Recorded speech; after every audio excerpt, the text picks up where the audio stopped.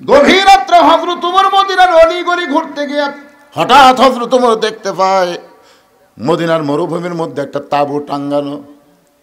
ওমর ফারুক তাঁবুর নিকটে গিয়ে দেখে দুইটা বাচ্চা মা মা বলে কাঁদতেছে, আর মা বলতেছে গোস্ত সিদ্ধ হলেই তোমাদের খাবার দেব, একটু ধৈর্য ধরো, গোস্ত সিদ্ধ হলেই তোমাদের খাবার দেব।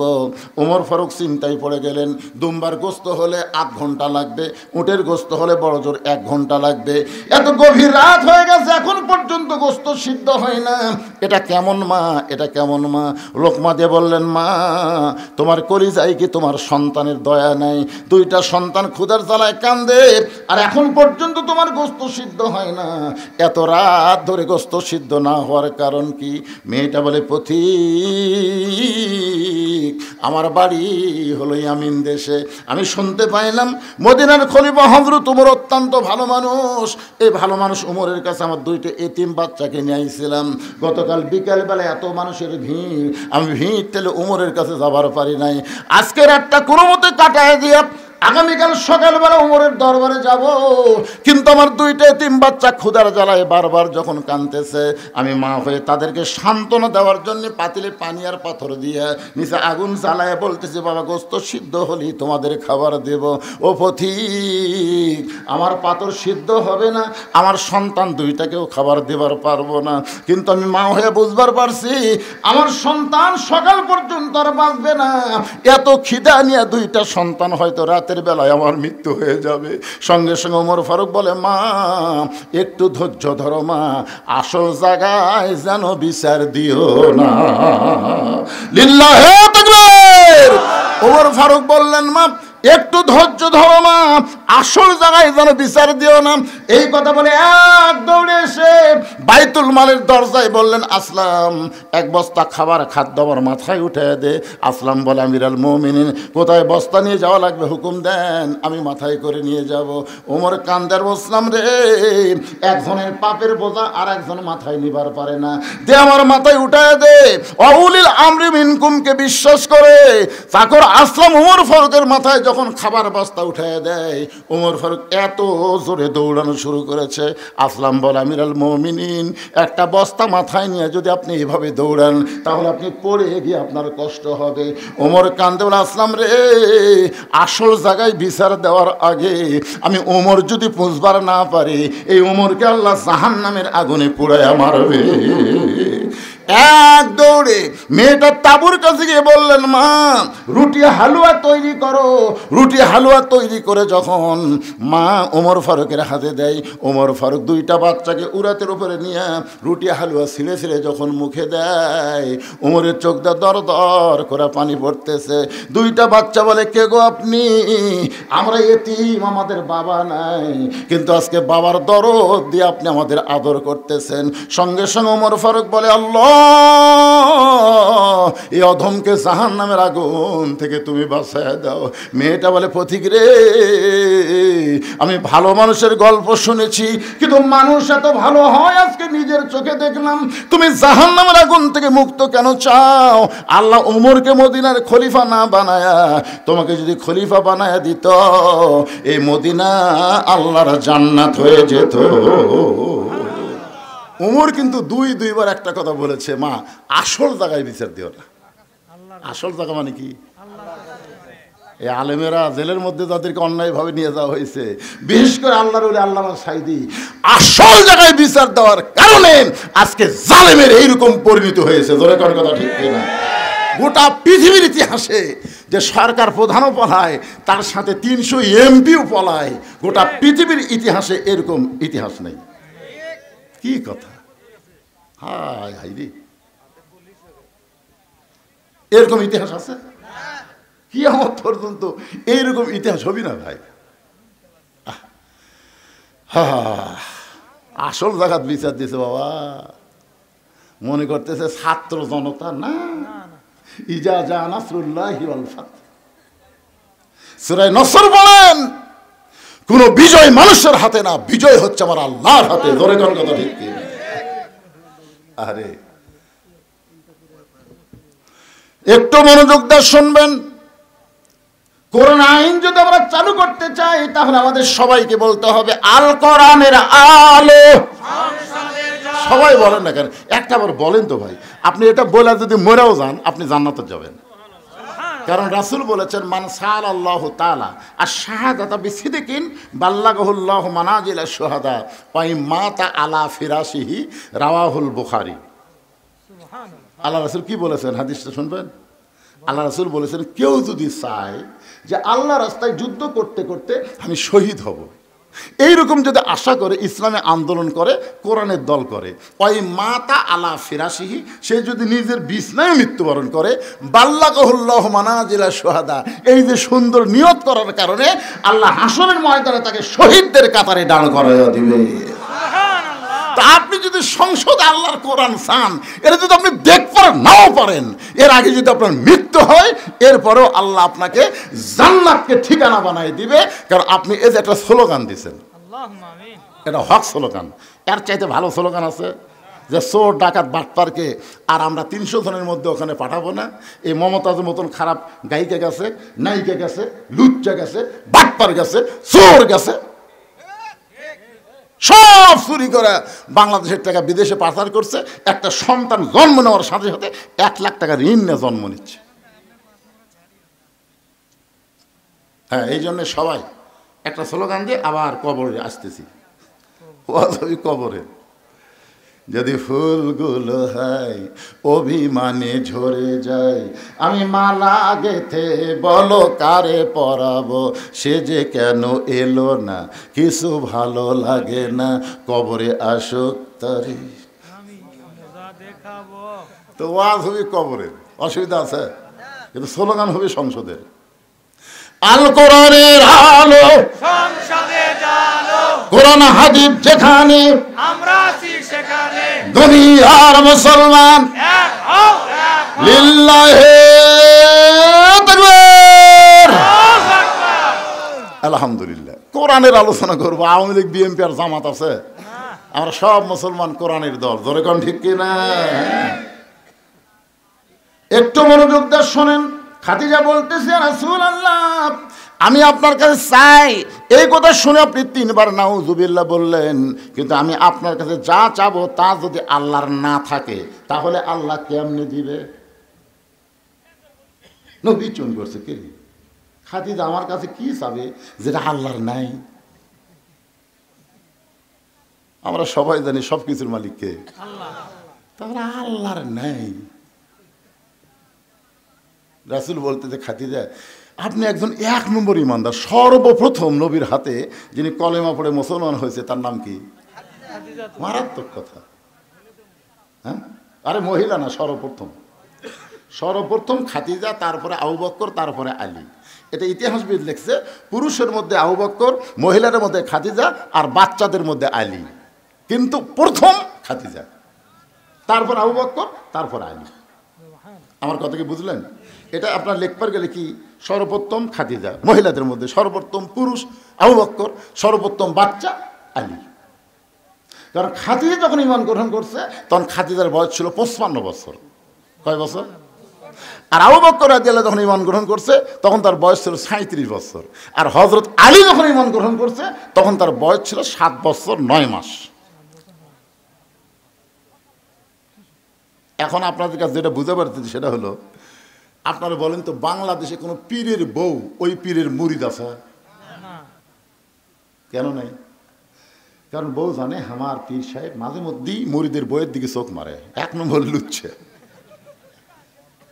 বাংলাদেশে কোনো ডাক্তারের বইয়ের সিদার লাগে না, বাংলাদেশের কোনো মৌলবীর বাড়িতে মিলাতে হয় না। এখন কথা ঠিক না?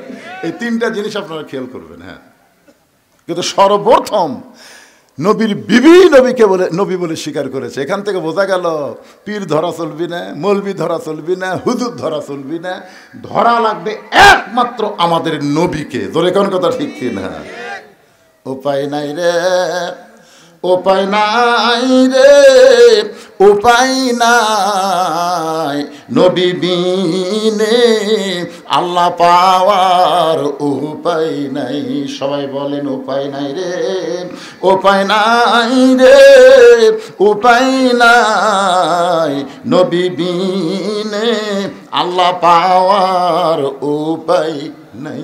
দেখেন কোরআনে আয়াতটা দেখেন, আতিউল্লাহ ও আতুর রসুল, ও আতিও কিন্তু নাই, ও আতিও নাই কিন্তু, ও উলিল আমরি মিনকুম। আপনার বলেন তো এই দুই জায়গাতে আতিও থাকলো, আতিউল্লাহ ও আতিউর রসুল, কিন্তু শেষকারে এখানে ও আতিও আল্লাহ বাদ দিল কেন?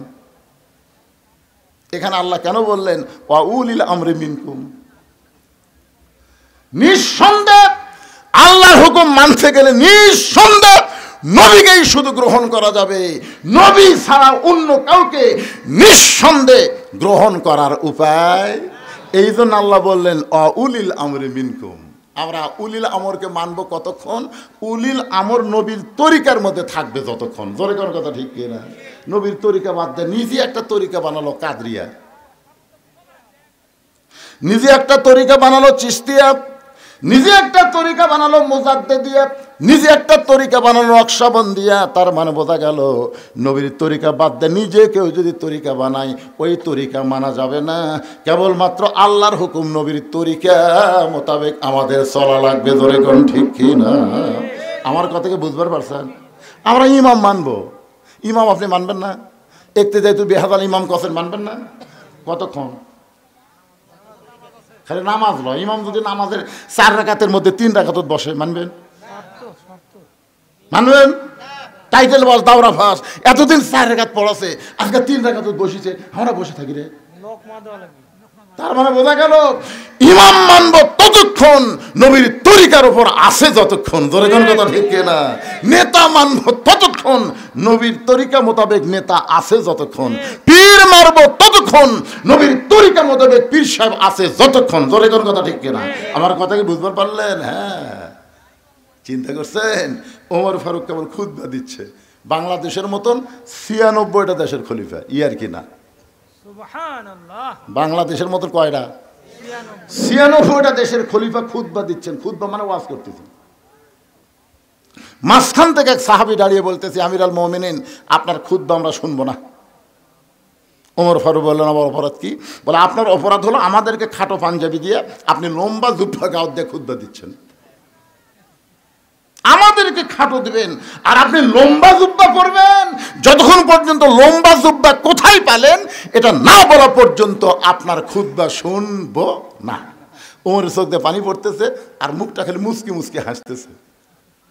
চোখ দিয়ে পানি পড়তেছে আর মুখটা মুচকি মুচকি হাসার কারণ কি জানেন? যে আল্লাহ তোমার কোরআন দিয়ে যখন দুনিয়া চলবে তখন নেতা ভুল করলেও সাধারণ মুসল্লি পর্যন্ত লোকমা দিবার পারবে। ধরে কোন কথা ঠিক কিনা? আপনারা বলেন তো 15.5 বছর কোনো লোকমা দিবার পারছেন? হ্যাঁ, আমি খালি শেরপুর গুয়াহাটি এ আপনাকে এমপি যেটা ছিল শালা চোর পুলিশ, চোরোজা পুলিশ হতে। আমার বা শোনেন না আপনারা? চোরোজা পুলিশ হতে হয়, চোর চুরি করার পুলিশ।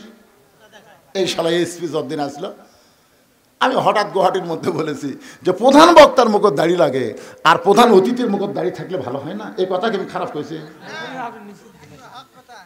শালা এমন গরম হলো, এটা কিন্তু লোক মানা। আমি একটা ভালো কথা কইছি আর গরম হয়ে কয় ধনুর শেরপুর হারাম, আমার জন্য বলে হারাম। কে রে শালা, আজ তুই কুটি আর আমি কুটি রে।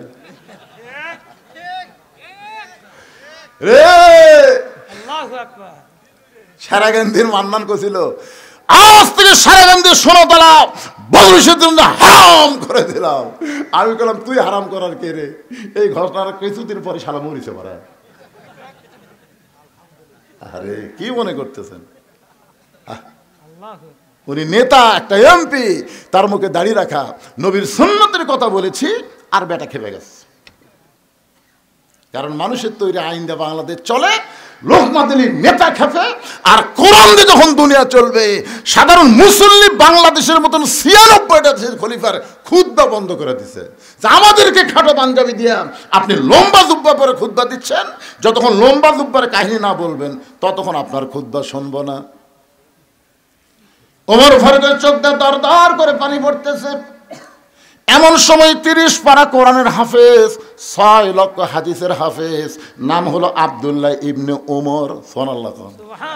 দেখছেন নেতার বেটা যোগ্যতা? দেখছেন নেতার বেটা 30 পারা কোরআনের হাফেজ, 6 লক্ষ হাদিসের হাফেজ। আর হামাকের এমপির বেটার খবর কি? এই আমাদের প্রধানমন্ত্রীর বেটা খ্রিস্টান মহিলা বিয়ে করছে, দেখছেন? আরে কি মনে করছেন? চিন্তা করে দেখেন, বাংলাদেশের মতন 96টা দেশের খলিফা হযরত ওমর, যাকে বলা হয় অর্ধ পৃথিবীর খলিফা, ধরে কোন ঠিক কিনা? তার ছেলে 30 পারা কোরআনের হাফেজ, 6 লক্ষ হাদিসের হাফেজ। বাবার পাশে দাঁড়ায় বলতেছে, রে নবীর সাহাবীরা, তোমরা খাটো পাঞ্জাবি হলেও তো নতুন কাপড় পরে নামাজ পড়তে এসেছো। আমার পরনে লক্ষ্য করে দেখো, আমার পরনে কিন্তু নতুন কোনো কাপড় নাই। ওসমান গনি বলতেছে, আব্দুল্লাহ, আজকে জুমার দিনে নতুন কাপড় না পরে তুমি পুরাতন কাপড় পরছো কেন? আব্দুল্লাহ বলতেছে, আমি যদি নতুন কাপড় আজকে পরতাম তাহলে আমার বাবার জুব্বা লম্বা হতো না। কি বুঝলেন? আমি যদি আজকে নতুন কাপড় পরতাম তাহলে আমার বাবার জুব্বা লম্বা হতো না।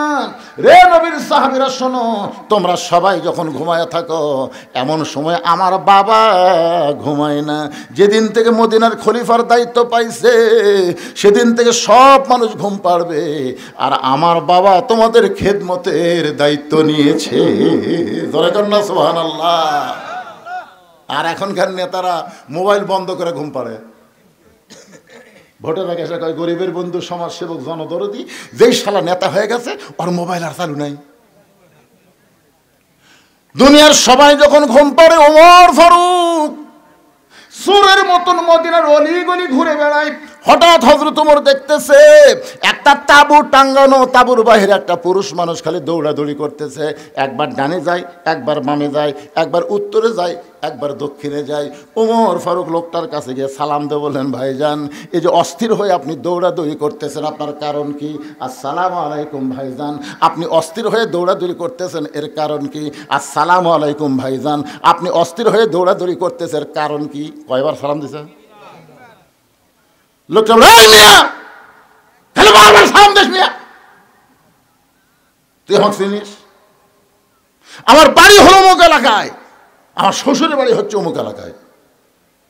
আমি গর্ভবতী বউ নিয়ে রাতের বেলা বের হয়েছি, এই জায়গায় এসে আমার বউয়ের প্রসব বেদনা শুরু হয়েছে। এখন তাঁবুর মধ্যে আমার বউ থুয়ে আমি বাহির অস্থির হয়ে ঘুরতেছি, কি করবো, আমি কি করবো? আর মারি খেলে সমানে খেলে সালাম দেশ। ওর হর বললেন, ভাইজান, ভাইজান একটু ধৈর্য ধরেন, আমার বাড়িতে ভালো একটা ধাত্রী আছে ভাই। লোকটা ভাই কি আরে এত খারাপ ব্যবহার করলাম, তারপরে বলে আমার বাড়ির ভালো একটা ধাত্রী আছে। এক দৌড়ে বাড়ির দরজা, আব্দুল্লাহর মা, আব্দুল্লাহর মা দরজা খুলে দে। ওমর ফারুক বলে চমকে গিয়ে বলে, আব্দুল্লাহর মা, আমি তোমাকে ডাক দাও মাত্রই তুমি দরজা খুললে। তুমি যদি ঘুমের মধ্যে থাকতে তাহলে এত তাড়াতাড়ি দরজা খুলতে পারত না। বলো তো এত তাড়াতাড়ি দরজা কেমনে খুললে? বউ কান্দার বলে, স্বামী গো, আপনি যখন থেকে খলিফা হয়ে পাগল হয়ে গেছেন, আমিও তখন থেকে আপনার জন্য দরজায় দাঁড়িয়ে থাকি। আপনি আসা মাত্র দরজা খোলার অপেক্ষা। আপনি কষ্ট করে মানুষের দুঃখ কষ্ট দেখবেন, আর আমি আরাম করে বিছানায় ঘুমাবো। কারণ বহুদিন আমি আপনাকে দোয়া করতে দেখেছি, আমি কান ফালায় শুনছি যে আমার স্বামী যে দোয়া করতেছে, কি দোয়া করে, আমি কান ফালায় শুনছি আপনি দোয়া করছেন, আল্লাহ আমার আব্দুল্লাহর মা কত কষ্ট করে আমাকে ভাত তরকারি রুটি পাক করে দেয়। ও আল্লাহ, আমি জান্নাতে গেলে হুর চাই না, আমার বউকে নিয়ে আমি জান্নাতে থাকবার চাই। জোরে কারণ সুবহানাল্লাহ। যে স্বামী বউকে নিয়ে জান্নাতে থাকবার চাই, আর সে বউ ঘুম পাড়বি? ওমর ফারুক বলতেছে, তাহলে চলো, জান্নাত তো 8টা, আর একটা জান্নাত কামাই করি। বই আমি মনে করছিলাম যে আজকে মানুষের কষ্ট ভুলে যায়, বইয়ের কষ্ট মনে করে তাড়াতাড়ি আপনি বাড়িতে আসলেন, আর আসা আবার আর একটা জান চলেন। তারপর অন্য পাশে দিয়ে ঢুকে দিয়েছে বউকে। বিবি রে, একজন মেয়ের বাচ্চা যদি কেউ ধাত্রী হয়ে ধরে, আল্লাহ তারে খুশি হইয়া জান্নাতের খোঁজ খবরই দেয়।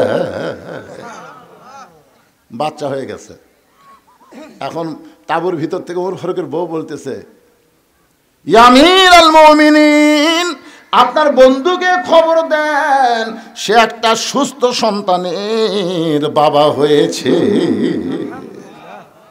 যেই বলছি আমিরুল মুমিনিন, আপনার বন্ধু খবর দেন, ওর অবস্থাটা কি? রে 3-3বার সালাম দিচ্ছে, আমি সালাম তো লেইনি। যেই রাগ করা করছে আমিরুল মুমিনিন, যে রাস্তা দেখলে শয়তান 40 দিন যায় না, আমার অবস্থা কি এখন? 2 হাত থরথর করে কাঁপতেছে, আমি ভুল করেছি, বেয়াদবি করেছি। মধ্যে নিয়ে বলে, ভাইজান যেদিন থেকে খেলাফতের দায়িত্ব নিয়েছি সেদিন থেকে আমার সুখ মাটি করে তোমাদের সুখ শান্তির চিন্তা কলিজার মধ্যে নিয়েছি। ধরে কোন সুবহানাল্লাহ। রে দুনিয়ার সাহাবীরা শোনো, তোমরা সবাই যখন ঘুমায় যাও, আমার বাবা তখন ঘুমায় না। আমার বাবা চুপি চুপি আমার দরজায় গিয়ে বলে, আব্দুল্লাহ, ও আব্দুল্লাহ একটু দরজা খোল। আমি দরজা খুলে তাকায় দেখি বাবার হাতে একটা পাঞ্জাবি। আমি বললাম, বাবা এই গভীর রাত্রে আপনি আর একটা পাঞ্জাবি দিয়ে বেড়াইছেন, বাইতুল মাল থেকে আমি একটা পাইছি বাবা, নতুন করে আর একটা দিয়ে বেড়াইছেন। সঙ্গে সঙ্গে ওমর ফারুক বললেন, ইন্নাল্লাহা ইয়ামুরুকুম আন তুআদ্দুল আমানাতি ইলা আহলিহা ওয়া ইযা হাকামতুম বাইনান নাস আন তাহকুমু বিল আদল। আব্দুল্লাহ রে, তোরা আর একটা পাঞ্জাবি দিবার আসিনি বাবা, এই পাঞ্জাবিটা আমার ভাগে পড়েছে, এইটা পরলে আমার হাঁটু পর্যন্ত ঢাকে না। এখন বললে আব্দুল্লাহ, আমি এত খাটো পাঞ্জাবি পরে যদি ইমামতি করবার যাই তাহলে কেমন লাগে? তোর পাঞ্জাবিটা আমাকে দান করে দে বাবা, তোর পাঞ্জাবিটা আমাকে দান করে দে। আব্দুল্লাহ বলে, আমার নতুন পাঞ্জাবি আমার বাবাকে দান করে দিলাম। বাবার পাঞ্জাবি আমার পাঞ্জাবি একত্র করে বাবা লম্বা জুব্বা বানায় খুতবা দেয়। এখন বলো বাবার খুতবা শোনা যায় কি না যায়? সমস্ত সাহাবীরা চিল্লায় বলে, আল্লাহ তোমার কোরআন দিয়ে যখন রাষ্ট্র চলবে এমন ভালো মানুষকে মুসলমান নেতা হিসাবে দেখতে পাবে। লিল্লাহে তাকবীর। তোমার কোরআন দিয়ে যখন রাষ্ট্র চলবে এমন ভালো মানুষকে মুসলমান নেতা হিসাবে দেখতে পাবে। মানুষের তৈরি আইন দিয়া, ডক্টর কামালের সংবিধান দিয়া এই বাংলাদেশ কোনোদিন শান্তিময় হতে পারে না। বাংলার যদি শান্তি চায়, আল্লাহর কোরআনের বিকল্প কোনো রাস্তা নাই। আল কোরআনের আলো, এটা কি রাজনীতি? আল্লাহ। খাদিজাতুল কুবরা বলে, ইয়া রাসূলুল্লাহ, আমি আপনার কাছে যা চাই তা যদি আল্লাহর না থাকে। নবী বলে, খাদিজা আল্লাহর নাই এ কথা বলাও ঠিক না। খাদিজা বললেন, হুজুর তাহলে সূরা ইখলাস পড়ি। নবী চুম করছে। যে খাদিজা বলতে সূরা ইখলাস পড়ি, নবী চুম করছে, তার মানে সূরা ইখলাসের মধ্যে আল্লাহর অনেক কিছুই নাই। আপনারা জানেন না, একবার পড়লে 10 পারা কোরআন পড়ার সওয়াব। 114টা সূরা কোরআন শরীফে, কয়টা? প্রত্যেকটা সূরা দেখবেন পড়তে পড়তে সূরার নাম পাবেন, কিন্তু সূরা ইখলাস পড়তে পড়তে ইখলাস কোনো শব্দ এই সূরার মধ্যে আপনারা পাবেন না। আছে? কুল আউযু বিরাব্বিন নাস, সূরার নাম কি? নাস। কুল আউযু বিরাব্বিল ফালাক, সূরার নাম কি? ফালাক। তাব্বাত ইয়াদা আবি লাহাব, সূরার নাম কি? লাহাব। ইজা জা নাসরুল্লাহ, সূরার নাম কি? নাসর। কুল ইয়া আইয়ুহাল কাফিরুন, সূরার নাম কি? কাফিরুন। এখন দেখেন তো, কুল হুয়াল্লাহু আহাদ আল্লাহুস সামাদ লাম ইয়ালিদ ওয়া লাম ইউলাদ ওয়া লাম ইয়াকুল লাহু কুফুয়ান আহাদ, এর মধ্যে ইখলাস কোটি নাই। এই 113টা সূরা আপনি পড়েন, পড়তে পড়তে সূরার নাম অটোমেটিক আপনার সামনে পাবেন। কিন্তু সূরা ইখলাস পড়লে 10 বার পড়লেও ইখলাস শব্দ আপনি একবারও পাবেন না। তো এই সূরার নাম ইখলাস আল্লাহ কেন দিলেন? একবার পড়লে 10 পারার সওয়াব রে পাগলারা। পড়বেন আমার সঙ্গে, পড়বেন? তাহলে পড়েন, বিসমিল্লাহির রহমানির রহিম। কুল হু আল্লাহু আহাদ আল্লাহুস সামাদ লাম ইয়ালিদ ওয়া লাম ইউলাদ ওয়া লাম ইয়াকুল লাহু কুফুয়ান আহাদ। আপনার বলেন তো, আল্লাহর বউ, বাপ নাই, মাও নাই, সন্তান নাই, মৃত্যু নাই, সমকক্ষ নাই, তাহলে আল্লাহ অনেক কিছুই নেই। খাদিজা বলতে, তো হুজুর আমি আল্লাহর কাছে যা চাবো তাকে আল্লাহ আমাকে দিবে। রাসূল বললেন, কি চান? মনে করেন গভীর রাত্রে আমি তাহাজ্জুদে নামাজ পড়ে আল্লাহ বলতেছি, আল্লাহ আমি খাদিজার বিয়ে হয়নি, খাদিজার পেয়ারত একটা বাচ্চা দেন। আপনি বলেন আল্লাহ কি দিবি? রাসূল বলতেছে, আল্লাহ দিবার পারলেও দিবি না, কারণ বিয়া ছাড়া একজনক বাচ্চা দিয়ে আল্লাহ যে বিপদত পড়ছিল। আপনার বলেন তো, বিয়া ছাড়া আল্লাহ একজনক বাচ্চা দিয়েছিল, তার নাম কি? মরিয়ম। এই মরিয়মের খালু জাকারিয়া নবী। ধরে কোন নবী? দেখেন মানুষের সন্দেহ কি, এই জাকারিয়া আলাইহিস সালামকে ওরা দোষ দিল, এই খালুর মাধ্যমে কাম হচ্ছে। সবাই যখন জাকারিকে ধর ধর, জাকারের সমানে দৌড়ায় আর আল্লাহ কাম করলি, তুমি কাম করলেন আপনি, আর পিটুন খাম আমি। কি কাম কে করছে? আর দোষ কার? আল্লাহ বললেন, জাকারিয়া, আদমকে আমি দুনিয়াতে পাঠাইছি বাপ মা ছাড়া, আর ঈসাকে পাঠালাম বাপ ছাড়া। কিয়ামত পর্যন্ত বাবা ছাড়া কোনো সন্তান আর মায়ের পেটে জন্ম নিবে না। যদি জন্ম নেয় বুঝবে ওইটা অবৈধ সন্তান।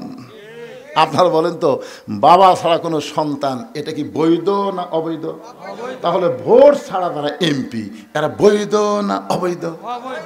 এই হিসাবে 15.5 বছর যেগুলো এমপি ছিল এদের নাম হলো জাউরা এমপি। জোরে কন কি কথা কন, কি কথা কন না কেন?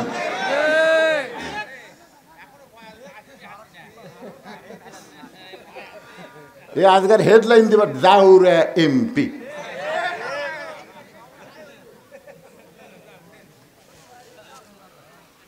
একটু মনোযোগ দিয়ে শুনবেন। রাসূল বলে, খাদিজা তাহলে আমার কাছে আপনি কি চাবেন? খাদিজা বলতেছে, রাসূলুল্লাহ, কিয়ামত পর্যন্ত একটা মুজিজা আল্লাহ আপনাকে দিয়েছে, যেই মুজিজা কোনোদিন বিলুপ্ত হবে না। ইন্না নাহনু নাযালনা যিকরা ওয়া ইন্না লাহু লাহাফিজুন। সেই মুজিজার নাম হলো আল্লাহর কোরআন। ওগো আল্লাহর নবী, এই কোরআন পাওয়ার জন্য 3.5 বছর আপনি গারে হীরার মধ্যে সাধনা করেছেন। এই সাধনাকে আল্লাহ কবুল করে কোরআনের 5টা আয়াত আল্লাহ আপনার উপর নাজিল করলো। প্রথম শব্দটা ছিল ইকরা। জোরে কোন কি? ইকরা বিইসমি রাব্বিকাল্লাযী খালাক, খালাকাল ইনসানা মিন আলাক। এই যে 5টা আয়াত আপনার উপর আল্লাহ নাজিল করলো, আপনি আর গায়ে হীরার মধ্যে থাকলেন না, আপনি নিচে চলে আসলেন। আপনি এই যে গায়ে জুব্বা পরা অবস্থায় ফেরেশতা জিবরাইল আপনাকে বুকের মধ্যে নিয়েছিল। আল্লাহ তাওয়াজ্জু দিয়ে 5টা আয়াত নাজিল হলো। ওই জুব্বার কোনোদিন আপনি পরেন নাই, আমি দেখেছি আপনি যত্ন করে জুব্বাটা রাইখা দিয়েছেন। মাঝে মধ্যে আপনি জুব্বা দেখেন, চুমা খান, আবার জুব্বাটা যত্ন করে রাইখা দেন। ওগো আল্লাহর নবী, আমি খাদিজা যখন মরে যাব, ওই জুব্বাটা আমার কাফনের কাপড় হিসাবে দিয়ে দিবেন। আমার 2 নম্বর চাওয়া হলো, আপনার পবিত্র হাত দিয়ে আমাকে অন্ধকার কবরে নামায় দিবেন। কবরে মাটি দেওয়ার পরে সবাই যখন চলে যাবে, এমন সময় 2টা ফেরেশতা আল্লাহ কবরের মধ্যে পাঠাবে। 2টা ফেরেশতা কবরে আসবে, তাদের নাম হলো মুনকার নাকির। জোরে কোন, তাদের নাম কি?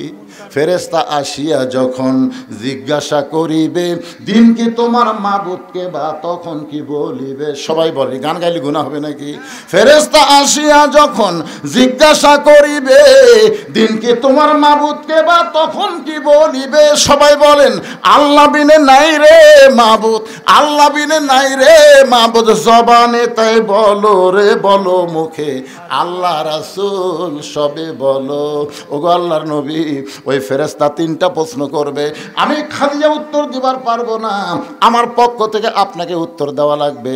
এই 3টা চাওয়া যদি আপনি পুরা করতে পারেন, তাহলে 50,000 বছরের কবরে আমার খাদিজার কোনো চিন্তা নাই। সঙ্গে সঙ্গে আল্লাহ নবী খাদিজার কবরে চুমা দিয়ে বললেন, খাদিজা, ওই আল্লাহর শপথ করে বলতেছি, আমার আগে যদি আপনার মৃত্যু হয়, তাহলে আপনার 3টা চাওয়াই আমি পুরা করব ইনশাআল্লাহ। আপনার বলেন তো, এখানে রাসূল কি বললেন? আমার আগে যদি আপনার মৃত্যু হয়। এই কথার দ্বারা রাসূল বুঝালেন, কে কখন মরবে এটা আল্লাহর নবীও আর আমাদের গোলা জানে তো, জানে না? 5 তলার উপর তলাত শুয়ে থেকে, এ বাড়ি আমার, 1.5 লাখ টাকার খাটের ওপরে 12,000 টাকার কম্বল গাওয়ার দেখায়, আমার বাড়ি আমার ঘর, আমার নামাইকে ওরে তোমার চাদর দেয়, আমাকে নামাবি কে? রাত 3টার সময় একটা ভূমিকম্প। ধরেন কি কম্প না, খুব জোরে ওরা, ওই চেতন পায়ে এত ফোর্সে নামছে ভাই, কম্বলের মধ্যে লঙ্গি খুলে আছে, ওটাও পরার টাইম নেই, একে ন্যাংটা হয়ে নামছে। ফেরেশতা বলতেছে, আল্লাহ নামাইলা নামাইলা, তাই বলে ন্যাংটা করে? আল্লাহ অহংকার করিস না রে। 41 সাল পর্যন্ত এক লক্ষণ সে ন্যাংটা হয়ে নামে পলাছে, আর একটা পলালো হাসিনা। ধরে কোন কথা ঠিক কিনা? তার গোষ্ঠী শুদ্ধে। অহংকার করো না বাজান, পলাবো না, শেখের বেটি পলায় না। আর একটা শালা কাউয়া আর এই হামান, হচ্ছে হামান। হাসিনা যদি ফেরাউন হয়, কাদের হলো হামান? জোরে কোন কথা ঠিক কিনা? এই শালা হামান, আর মাজা চলে না। তেজতে মাইক পালি কয় খেলা হবে করে, খেলবার গেলে মাজা থাকা লাগবে না পাগলা, মাজা ছাড়া খেলা যায় কি? তাহলে সমস্ত ক্ষমতার মালিককে। আমার সঙ্গে যারা পারেন তারা পড়েন, না পারলে মনোযোগ দিয়ে শুনবেন। আল্লাহ তাআলা কোরআনে বলতেছেন, তুইজ্জু মান তাশা ওয়া তুযিল্লু মান তাশা বিয়াদিকাল খায়র ইন্নাকা আলা কুল্লি শাইইন কাদির। মা খাদিজা দুনিয়া থেকে বিদায় নিলেন। দুনিয়া থেকে বিদায় নেওয়ার পরে আল্লাহর নবী তাকায় দেখেন তার 4টা মেয়ে কাঁদতেছে। মা খাদিজার পেট থেকে আল্লাহ তার নবীকে 4টা মেয়ে দিয়েছিলেন। একটা মেয়ের নাম হলো রোকেয়া, একটা মেয়ের নাম হলো কুলসুমা, একটা মেয়ের নাম হলো জয়নাব, আর একটা মেয়ের নাম হলো খাতুনে জান্নাত ফাতেমা। রাসূল তাকায় দেখে 3 মেয়ে কাঁদতেছে, একটু শব্দ শোনা যায়, কিন্তু ফাতেমার কান্নার কোনো সাউন্ড নেই। আপনার বলেন তো, যে মেয়েরা শব্দ করে কান্দে, ওরা কি শুধুই কান্দে? আমার বাবা মইরা গেছে রে, মরার আগে খাট দিবার চাইছিল, সেই খাট আমাকে দিবে কে? আমার বাবা মইরা গেছে রে। তখন বড় ভাই যা বলতে, কান্দিস না পাগলি, যে খাট আমার বাপ দিবার চাইছিল সেই খাট আমি দেবো। তখন বলতেছে, আমার বাবা মইরা গেছে রে, মরার আগে খাট দিবার চাইছিল, সেই খাট আমাকে বড় ভাই দিবে, এখন ল্যাপ তোষক দিবি কে? আমার বাবা মইরা গেছে রে। তখন মেজো ভাই যা বলতেছে, কান্দিস না পাগলি, ল্যাপ তো আমি দেবো। তখন সাইড যা বলতেছে, মানুষ বুড়া হলে মরবি। এইরকম কিছু মেয়েরা আসে না নাই? জোরে কেন আসে না নাই? নবী তাকে দেখে ফাতেমা কাঁদতেছে, চোখের পানি পড়তেছে, গাল ভিজে যাচ্ছে, কিন্তু কান্নার কোনো শব্দ নাই। আল্লাহ নবী ডাক দিলেন, ফাতেমা একটু মেহেরবানি করে ঘরের মধ্যে আয়। ফাতেমা যখন ঘরের ভিতরে, নবী বলেন, ফাতেমা তোমার মা দুনিয়া থেকে বিদায় নেওয়ার আগে আমাকে 2টা ওসিয়ত করেছে। 1 নম্বর ওসিয়ত হলো, তোমার মাকে তুমি একলাই গোসল করান লাগবে। ও ফাতেমা, তোমার সঙ্গে অন্য কাউকে তুমি নিবার পারবে না, তুমি একা একাই তোমার মারে গোসল করানো লাগবে। 2 নম্বর ওসিয়ত হলো, তোমার মাকে একা একাই তোমাকে কাফনের কাপড় পরাতে হবে। ফাতেমা বলে, বাবা আমার আরো 3টা বোন আছে বাবা, এদেরকে যদি সঙ্গে না নেই ওরা মন খারাপ করবে। রাসূল বলে, ফাতেমা ওসিয়ত পালন করা হলো ওয়াজিব। যেখানে তোমার মা তোমার কথা একলা বলেছে, সেখানে অন্য কাউকে আর ঢুকানোর সুযোগ। আপনারা ওসিয়ত করবেন। এই গোরস্থানের কমিটি যারা আছে তাদের কাছে আমি বলতেছি, আপনার ওসিয়ত করবেন, যদি কেউ মারা যায় কোনো বেনামাজি কবর খুঁড়তে পারবে না। আপনাদের গোরস্থানে কবর কারা খড়ে, নামাজি না বেনামাজি? আরে গোরস্থানের একটু মাটি বায়না করে রাখ, কখন যেন আসতে পারে তোমার মরণের ডাক। গোরস্থানের একটু মাটি বায়না করে রাখ। যেই বাড়িতে আপনি থাকতে পারবেন না, সেই বাড়ি তৈরি করতে গেলে আপনি ভালো মিস্ত্রি খোঁজেন। যেমন একটা 3 তলা বাড়ি করো ভাই, এই ইউনিয়নের মধ্যে সবচাইতে ভালো মিস্ত্রি কে রে? যেই বাড়িতে থাকতে পারবে না সেই বাড়ি তৈরি করেন ভালো মিস্ত্রি দিয়া। আর যেই ঘরে 50,000 বছর থাকা লাগবে সেই কবর তৈরি করেন বেনামাজি দিয়া। আপনি জানেন, মান তারাকা সালাতু মুতাম্মিদান ফাকাত কাফারা, ইচ্ছা করে 1 ওয়াক্ত নামাজ যারা বাদ দিল তারা কাফের হয়ে গেল। আর এই শালা কাফেররা যদি কবর খোঁড়ে, কবর দেওয়া মাত্রই সওয়াল জবাব বাদই আযাব শুরু হয়ে যাবে। জোরে কোন কথা ঠিক কিনা? খালি বেনামাজি। আমার এলাকার যারা কবর খোঁড়ে, ওরা যাই মারা গেছে তার ছেলের কাছে না কারোর কাছে বলে, ভাই আমরা তো কবর খোঁড়া যাচ্ছি, 5 প্যাকেট সিগারেট দাও। এখন 5 প্যাকেট সিগারেট নিয়ে এরা কবর খুঁড়বার যায়। কবর যে খুঁড়তেছে ওর মুখত সিগারেট, যাই কবর সমান করতেছে ওর মুখত সিগারেট, যাই মাটি তুলতেছে ওই একটা টানতেছে।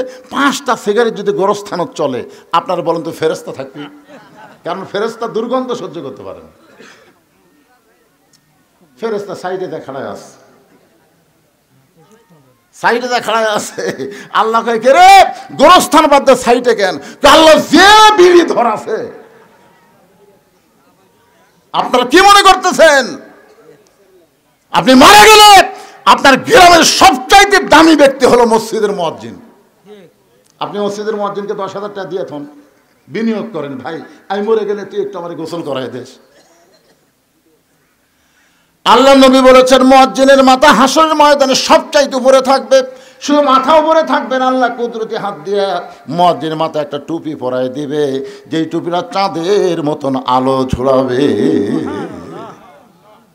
সামনে কাতারের 5 জন নামাজিকে আপনি কবর খোঁড়ার দায়িত্ব দেন। শুধু শুধু না, হাদিয়া দেন, মিস্ত্রিকে যেমন টাকা দেন তাদেরকেও বলেন তোমাদের 5 জনকে আমি 25,000 টাকা দিলাম, আমি যদি তোমাদের আগে মরি তোমরা আমার কবর খুঁড়বা, যদি তোমরা আগে মরো আমি মাফ করে দিব, অসুবিধা নাই। এইরকমভাবে 5 জন বেনামাজিকে কবর খোঁড়ার দায়িত্ব দেবেন, মুয়াজ্জিন আপনাকে গোসল করায় দিবে।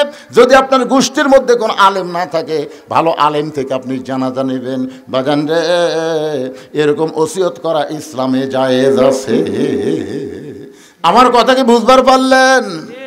আল্লাহ নবী ফাতেমাকে বললেন, মা তোমার মাকে গোসল করে আসো। ফাতেমা বলতেছে, বাবা আরো 3টা বোন বাদ দিয়া মা আমার কথা কেন বলছে বাবা, একটু কি আমাকে বলবেন না? রাসূল বলে, ফাতেমা তোমার মাকে আল্লাহ তাআলা এই দুনিয়াতে 1 নম্বর জান্নাতি ঘোষণা করেছে, আর তোমাকে আল্লাহ তাআলা জান্নাতি নারীদের নেত্রী ঘোষণা করেছে। সেদিন থেকে তোমার মা আমার কাছে বলেছে, আমার যেই মেয়েটা জান্নাতি নারীদের নেত্রী হবে, ওই মেয়েটা যদি আমাকে গোসল করায় দেয়, আমার মনে হয় ওই গোসলের ভিতরে আল্লাহ আমার শরীরের মধ্যে রহমত বরকত দিয়া দিবে। মা ফাতেমা খাদিজাকে গোসল করায় দিয়া আল্লাহ নবীর কাছে এসে বলতেছে, বাবা মাকে যখন একলাই কাফনের কাপড় পরার লাগবে, তাহলে কাফনের কাপড় কোথায় আপনি ব্যবস্থা করেন? সঙ্গে সঙ্গে নবী আমার ওই জুব্বা টেনে বের করে ফাতেমার হাতে দিয়ে বলে, মা এই জুব্বাটা তোমার মাকে কাফনের কাপড় পরায় দাও। ফাতেমা শুধু কান্দে আর কান্দে। রাসূল বলে, ফাতেমা কান্দার কারণ? বলে, বাবা আমি মায়ের মুখে শুনেছি আমার মা যখন মক্কার সবচাইতে ধনবতী রমণী ছিল, আপনি তখন মায়ের বাড়িতে রাখালি চাকরি করতেন, আপনাকে রাখাল মুক্ত করে আমার মা স্বামী বানাইছে। মক্কার সবচাইতে ধনবতী রমণীকে বিয়ে করার পরে আজকে আমার মা মরে গেল, আর মায়ের জন্য মক্কার দোকানে কি নতুন কোনো কাপড় নাই? কোনো নতুন কাপড় না দিয়ে এই পুরাতন জুব্বা দিচ্ছেন বাবা, মরার সঙ্গে সঙ্গে আমার মায়ের কথাকে আপনি ভুলে গেলেন। রাসূল কান্দার বলে, ফাতেমা এই জুব্বা আমি তোমার মাকে দিচ্ছি না মা, তোমার মা আমার কাছে চাইছে। ফাতেমা বলে, বাবা এই পুরাতন জুব্বা চাওয়ার পিছনে মায়ের কারণ কি? আল্লাহ নবী বললেন, ফাতেমা এই জুব্বা সাধারণ কোনো জুব্বা নয়, এই জুব্বার সঙ্গে আল্লাহর কোরআনের সম্পর্ক রয়েছে। এখন আপনারা বলেন, আল্লাহর কোরআনের সম্পর্ক যার সঙ্গে থাকে তার দাম বাড়ে না কমে? আল্লাহর কোরআন আইনকে গ্রহণ করে এই অন্ধকার কবরে যদি যাবার পারেন, আল কোরআনের আলো খালি সংসদে চালো না, আল কোরআনের আমলটা আপনার অন্ধকার কবরেও আলো দেবে। ধরে কোন কথা ঠিক কি না? অনুনাজ্জিলু মিনাল কোরআনি মা হুয়া শিফাউ ওয়া রাহমাতুল লিল মুমিনিন। এখন আপনারা বলেন, এই যে গোরস্থান, এই গোরস্থান কোরআনের মধ্যে আছে না নাই? আর একটা আয়াত আমি পড়ে আপনাদের সামনে, এখানে কি হয়েছে শুরু হলো, মিনহা খালাকনাকুম ওয়া ফিহা নুইয়িদুকুম ওয়া মিনহা নুখরিজুকুম তারাতান উখরা। আল্লাহর এই কোরআনের সঙ্গে সম্পর্ক রাখতে গিয়া আমি ভাদার পশ্চিম পাড়া, যারা এখানে বসে আছেন, এই ভাদার পশ্চিম পাড়ার কারা একটু হাত তোলেন তো ভাই? যারা ভাদার এই পশ্চিম পাড়া এই গোরস্থানকে উন্নয়ন করার জন্য যারা চেষ্টা করতেছে, তারা কারা কারা ভাই একটু হাত তোলেন তো দেখি। এখানে না থাকার পিছনে 2টা কারণ। ভাদার পশ্চিম পাড়ার লোকেরা না থাকার পিছনে কয় কারণ? 2 কারণ। 1 নম্বর কারণ হলো, তারা যদি এখানে আসে বসে তাহলে আপনাকে জায়গা হবে না। এরা প্যান্ডেল করছে ছোট, এই জন্য আপনাকে বসবার দিবেছে, ওরা বাহিরে আছে। আর 2 নম্বর কারণ হলো মাহফিলের মোনাজাতের শেষে আপনাকে ভাত তরকারি আছে, দেখছেন? এক না, আমিও খাওয়ার নিয়ত করছি। আমি বলছি ভাই অনেক দিন হলে বেশি লোকের মাছ ঘাটি আমি খাইনি ভাই। তো জেল হক কোথায় সেটা? জেল হক সাহেব বলছিলাম, জেল হক কোনটি বাবা? তা আপনি ওই জায়গায় বসে আছেন কি জন্য? এখন আপনি কি এটি বিজ্ঞাপনের উপরে নাম দিতে সহজ হবে না? এই গোরস্থানের জন্য আপনাকে 10,000 টাকা দেওয়া লাগবে, কারণ তলে থাকেন, অসুবিধা নেই। 10,000 টাকা দেন, কি করছেন বাদান? 10,000 পারবেন না? পারবেন না?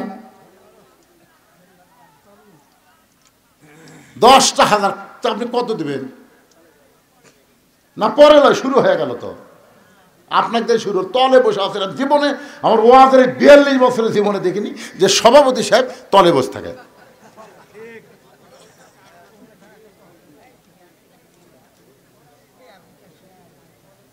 কি রাগ করছেন নাকি? আপনি কি রাগ করছেন? দেখুন আপনাকে যা পারেন খুশি এখন তো হুজুর এই গোরস্থানেরা বড় আশা করে আমার নাম সহসভাপতির আসনে দিয়েছে, আমি তাদের আশাকে মারি না করে এই গোরস্থানে উন্নয়ন কল্পে আমি এত দিলাম। আপনি বলেন, যা বলবেন সেটাই দোয়া হবে। হ্যাঁ কতগুলো পরে? আচ্ছা টেজের ওপর সহসভাপতি কি আছে? টেজের ওপর এলেন নাকি সহসভাপতি কি কোনটা? আলহাজ তরিকুল ইসলাম আছে। আচ্ছা বাবা আলহাজ তরিকুল ইসলাম, আপনি কত দিন? আপনি দেশে শুরু করুন। লিল্লাহু আকবার। আলহাজ তরিকুল ইসলাম 5,000 টাকা ধরে বলেন মারহাবা। আচ্ছা আপনার বাপ মা কি বেঁচে আছে না মারা গেছে?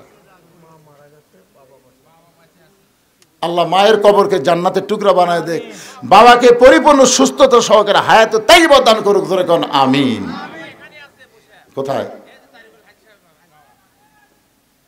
নাটের বাবা রে।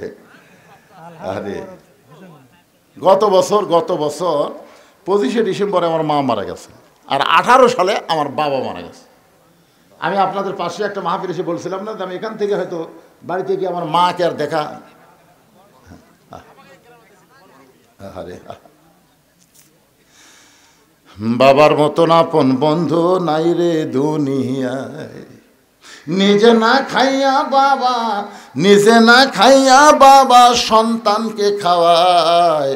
বাবার মতন আপন বন্ধু নাই রে দুনিয়ায়। কি বলবো প্রসবের কথা, মা বিন সেই ব্যথা কেউ তো বুঝিবে না। মাজন ঠেকিয়া সন্তানের দায়, ওয়াকালে মা মারা যায়, কেন সে মায়ের দোয়া করবানা। এমন দরদি ভবে কেউ হবে না আমার মা, মা গো। কেন করলাম? সুস্থ থাকার জন্যে। মাশাআল্লাহ। আসলে আল্লাহর প্রশংসা করে কি হিসাব করে করা যায়?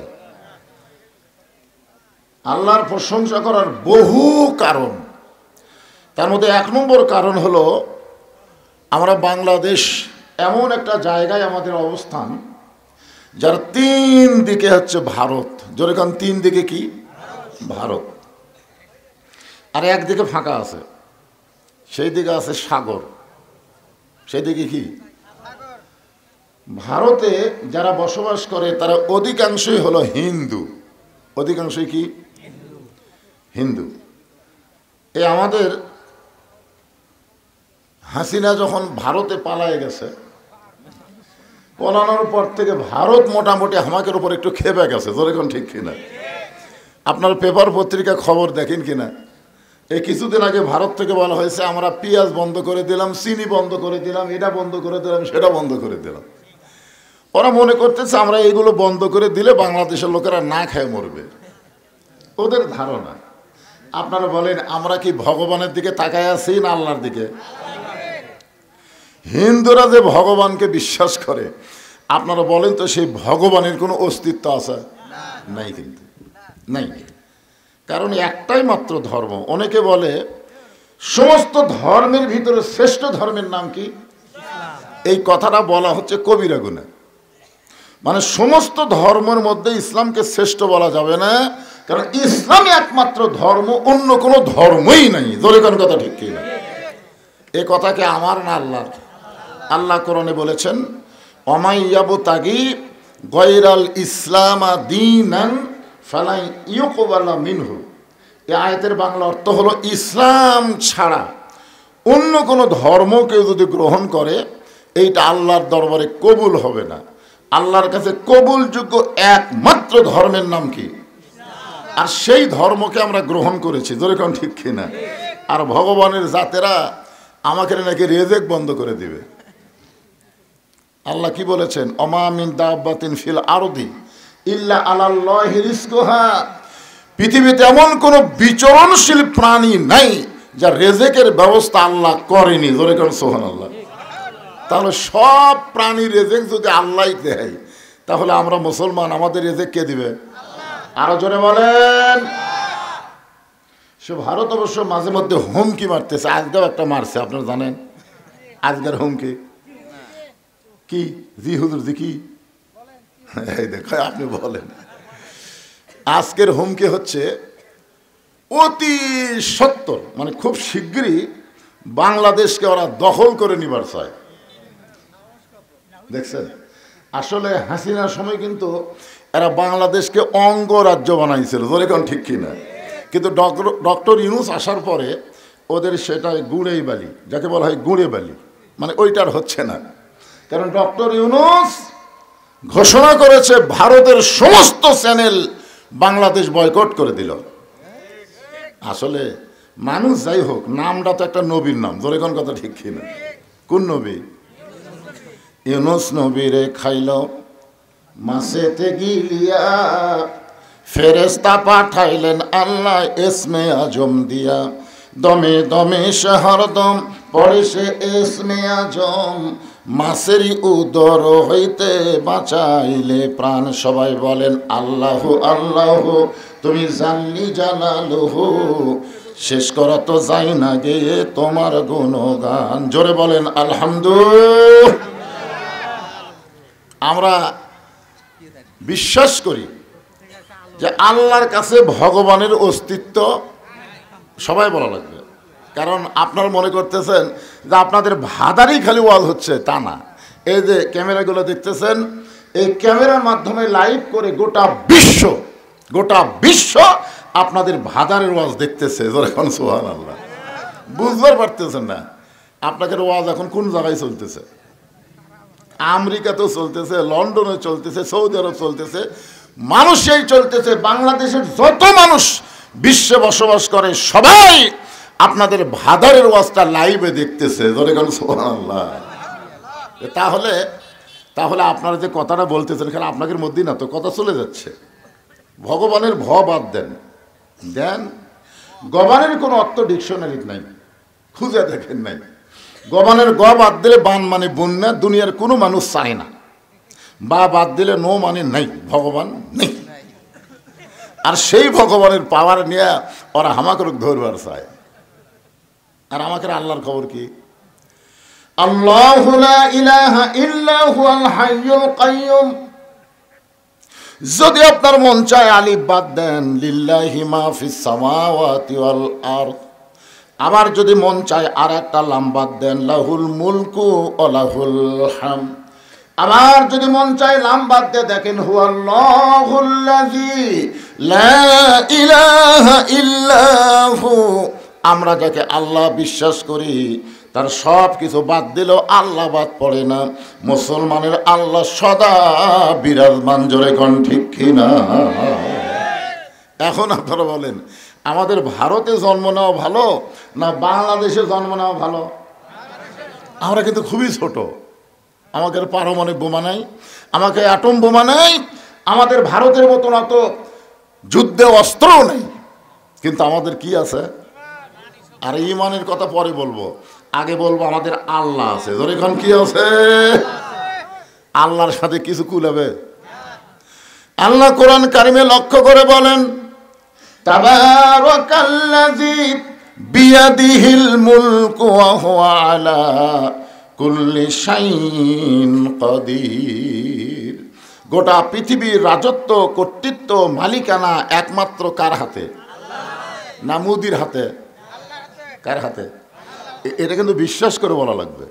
আল্লাহ রাসূল বলেছেন এমন একটা সময় আসবে তখন হিন্দু মুসলমানের মধ্যে একটা যুদ্ধ শুরু হবে। সেই যুদ্ধের নাম হলো গজওয়াতুল হিন্দ।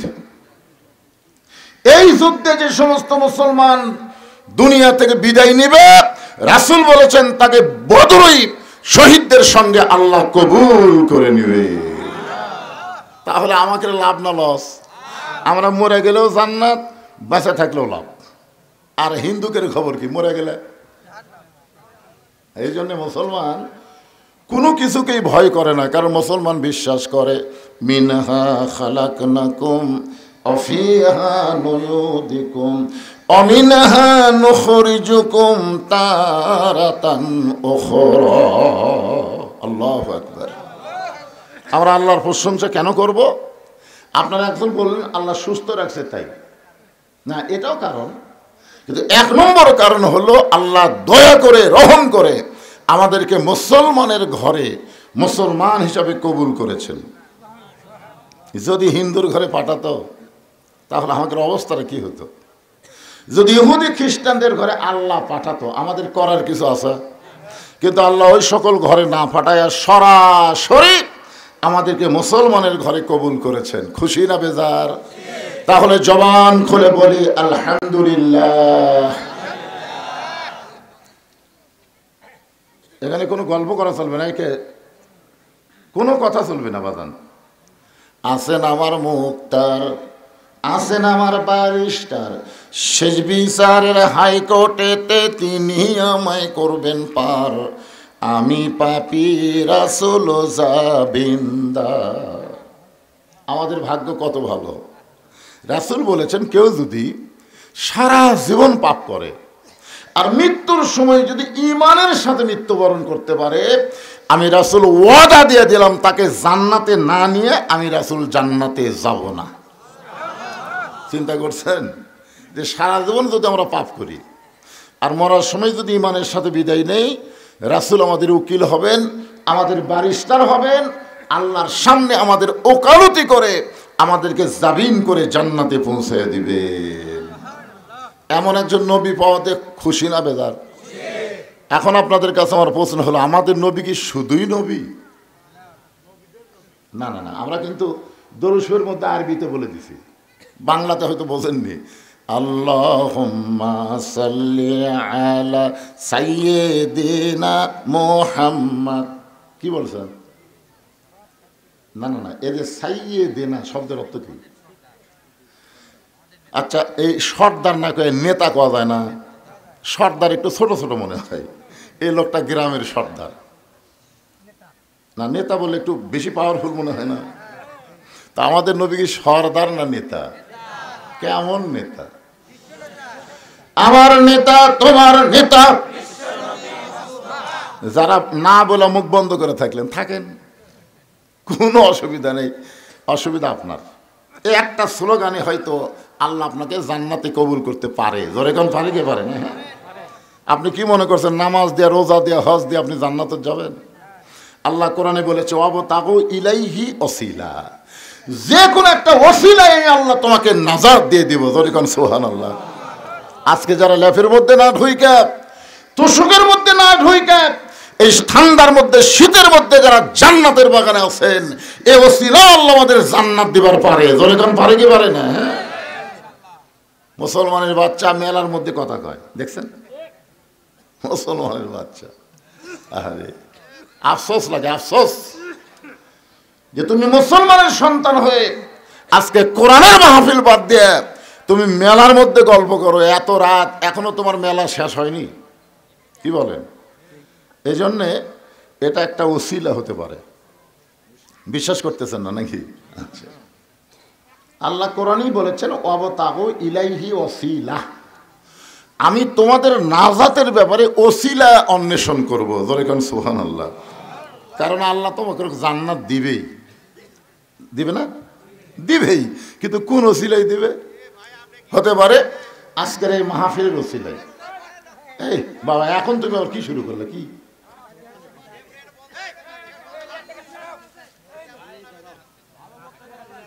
না না, এই দুই দিকে তোমরা সেট করছো, একেবারে ইয়ার লাগাল হয়ে গেছে। এখন এই সাইডের লোকগুলোকে আমিও দেখতে পাচ্ছি না, ওরাও আমাকে দেখতে পাচ্ছে না, আন্দারা মার দেওয়া লাগতেছে। কি এক বিপদ! না না, ভাঙ্গা ফেলে দিলে হবে না।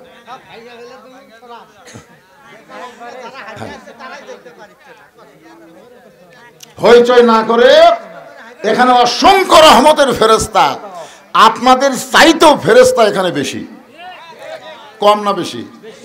এই যে আপনারা সবাই বসে আছেন, আমি বসে আছি, আমাদের প্রত্যেকের সাথে দুটো করে ফেরেশতা আছে, আছে না নাই? তাহলে এই হিসাবে তো ডবল, আমরা যা আছি ফেরেশতা তার ডবল। আর অসংখ্য ফেরেশতা আজকের এই সামিয়ানা থেকে আরশ পর্যন্ত দাঁড়িয়ে গেছে। জোরে কোন সুবহানাল্লাহ। এই ফেরেশতাগুলো যেন আমাদের পক্ষে সাক্ষী দেওয়ার পারে। আমরা হইচই করলে ফেরেশতারা মনে করবে যে আল ইনসান আশরাফুল মখলুকাত, আল্লাহর যত সৃষ্টি আছে সর্বশ্রেষ্ঠ সৃষ্টির নাম হলো মানুষ। ইনসান মানে মানুষ। আল্লাহর প্রশংসা করার কারণ হলো আল্লাহ আমাদেরকে ভাগ্য গুণে বিশ্ব নবীর উম্মত হিসাবে কবুল করেছেন। আর বিশ্ব নবীর উম্মত হওয়াতে আমাদের জান্নাত পাওয়া আল্লাহ সহজ করে দিয়েছে। প্রশংসা করব কার? মাশাআল্লাহ। আল্লাহর প্রশংসা করার আর একটা কারণ হলো এই যে দেখতেছেন পবিত্র কোরআন। এখানে আজকে অবশ্য লেখছে ইসালে সওয়াব মাহফিল। ইসালে সওয়াব মানে কি? শেষে খাওয়া দাওয়া নাকি? না না, ইসালে সওয়াব লেখা থাকলে জনগণ বুঝবি খাওয়া আছে রে। আর যদি তাফসির মাহফিল দেয়, কয় না খালি এমনি এমনি। ইসালে সওয়াব শব্দের অর্থ হলো আমাদের আপনজন যারা দুনিয়া থেকে কবরে চলে গেছে তাদের রুহের মাগফিরাতে সওয়াব পৌঁছায় দেওয়া। বিশেষ করে এখানে একটা গোরস্থান, কবরস্থান। আমি বললাম যে ভাই গোটা পাড়ার কি এটা গোরস্থান? বলে না হুজুর, পারিবারিক কবর আছে, তবে আমরা এটা নতুন করে একটা সম্মিলিত গোরস্থান তৈরি করছি। আল্লাহ রাসূল কিন্তু পারিবারিক কবরকে পছন্দ করেন নাই, তিনি সম্মিলিত গোরস্থানকে পছন্দ করে সর্বপ্রথম আল্লাহ নবী নিজের হাতে যে গোরস্থান তৈরি করছে ওই গোরস্থানের নাম হয়েছে জান্নাতুল বাকি। নাম কি? জান্নাতুল বাকি। সাহাবীরা বললেন হুজুর সম্মিলিত গোরস্থানের মধ্যে লাভ কি? আল্লাহ রাসূল বুঝাই দিলেন এভাবে, মনে করেন আমি গরমের ভিতরে ওয়াজ করতেছি, গরম ওয়াজ করার কারণে আমার গাওটা খুব ঘেমে যাচ্ছে, তখন এক লোক দয়া করে পাকায় না আমাকে বাতাস করতেছে, শুধুমাত্র আমাকে লক্ষ্য করি কিন্তু বাতাস করতেছে, হুজুর বাতাসে একটু ঠান্ডা হবে, কিন্তু আমার আশেপাশে যারা আছে ওদেরকে কিন্তু লক্ষ্য করেনি। এখন আশেপাশে থাকার কারণে এরা কি বাতাস পাবে? এই যে আপনাদের গোটা গোরস্থানে যদি একজন আল্লাহওয়ালা শুয়ে থাকে, ওই আল্লাহওয়ালার জন্য আল্লাহ যখন রহমতের দরজা খুলে দিবে, প্রত্যেকটা কবর রহমতের একটা অংশ পাবে। যখন সুবহানাল্লাহ। আর একলা একলা দিবেন, ভালো হলে ভালো, খারাপ হলে শেষ। আমরা সকলে মিলে মরার পরও একসঙ্গে থাকতার চাই, কি ভাই? এই জন্যই কিন্তু গোরস্থানকে লক্ষ্য করে আজকের মাহফিল। এখন আসেন কবরকে নিয়ে আমি আজকে আলোচনা করব, বেশি রাজনীতিও করা যাবে না। এই গোলাম হোসেন যখন ওয়াজ করতেছিল, এক মেয়ে মানুষ, আমি যেখানে আছি ওখানে এক মেয়ে মানুষ বলতে এক নামাদের এই খালি রাজনীতি করে, একটা মেয়ে মানুষ। আমি ওটা শুনে ভয় খাইছি ভাই, হায় হায়, এখনো হাসিনার মায়ে আছে। আমি কইলাম আজ ওয়াজ শেষ রে। মরদগুলো তো বিড় করতেছে, আমি সব শুনতেছি, কে কি বলতেছে ওখান থেকে, ওদের পাশে খাওয়া দাওয়া হচ্ছে, ওখানে কে কি বলতেছে আমি সব শুনতেছি, কিন্তু একটা মেয়ে যখন চিৎকার দিয়ে বললো এক নামাদের এই খালি রাজনীতি করতেছে, চিন্তা করছেন? তখন আমি নিয়ত করছিলাম রাজনীতি বাদ, খালি কবরকে নিয়ে আওয়াজ হবে। মরা তখন লাগবে, কি নিয়ে মরবেন, কেন কবরে যাবেন, কবরে কেমনে গেলে আল্লাহ জান্নাত দিবে, এই বিষয়গুলো আপনাদের সামনে উপস্থাপন করার দরকার আছে না নাই? এইগুলোই বলবো। কোনো রাজনীতি ফাজনীতি নেই, হাসিনা যা করে করুক, আমাকে যা হয় হোক। হ্যাঁ, এই কারণে আমি একটা আয়াতে কারিমা তেলাওয়াত করেছি। আমাদের কাহালুতে কোনো মানুষ যখন মারা যায়, মরার খবর শুনেই সকলে বলে ইন্না লিল্লাহি ওয়া ইন্না ইলাইহি রাজিউন। আপনাদের শেরপুরের খবর কি? ওই একই খবর। তার মানে বোঝা গেল মরার পরে আমাকে কাহালুজা, আপনাকে শেরপুরতেই। আসলে এটা কি মরার আয়াত? এইটাই বুঝতে হবে আগে। আল্লাহ কোরআন লক্ষ্য করে বলতেছেন ইজাব মানে যখন আসাবাতুহুম মুসিবাত, তোমাদের উপরে বিপদ আপদ মুসিবত আসবে, ক্বালু তখন তোমরা বলবা ইন্না লিল্লাহি ওয়া ইন্না ইলাইহি রাজিউন। এখন কি বুঝলেন? এটা কি মরার আয়াত না বিপদ আপদ মুসিবতের আয়াত?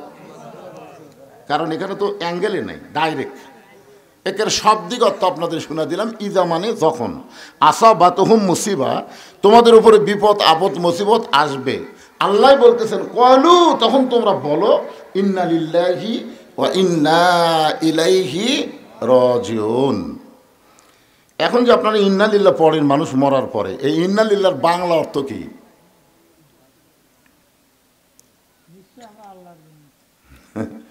কিছু না কইছে হয়েছে। আচ্ছা ঠিক আছে, আমি একটা গান গাই, পারেন কিনা? এগুলো আসলে গান না, এগুলো হচ্ছে কোরআনেরই সুরে গানের আকারে আপনাদের সামনে উপস্থাপন করা।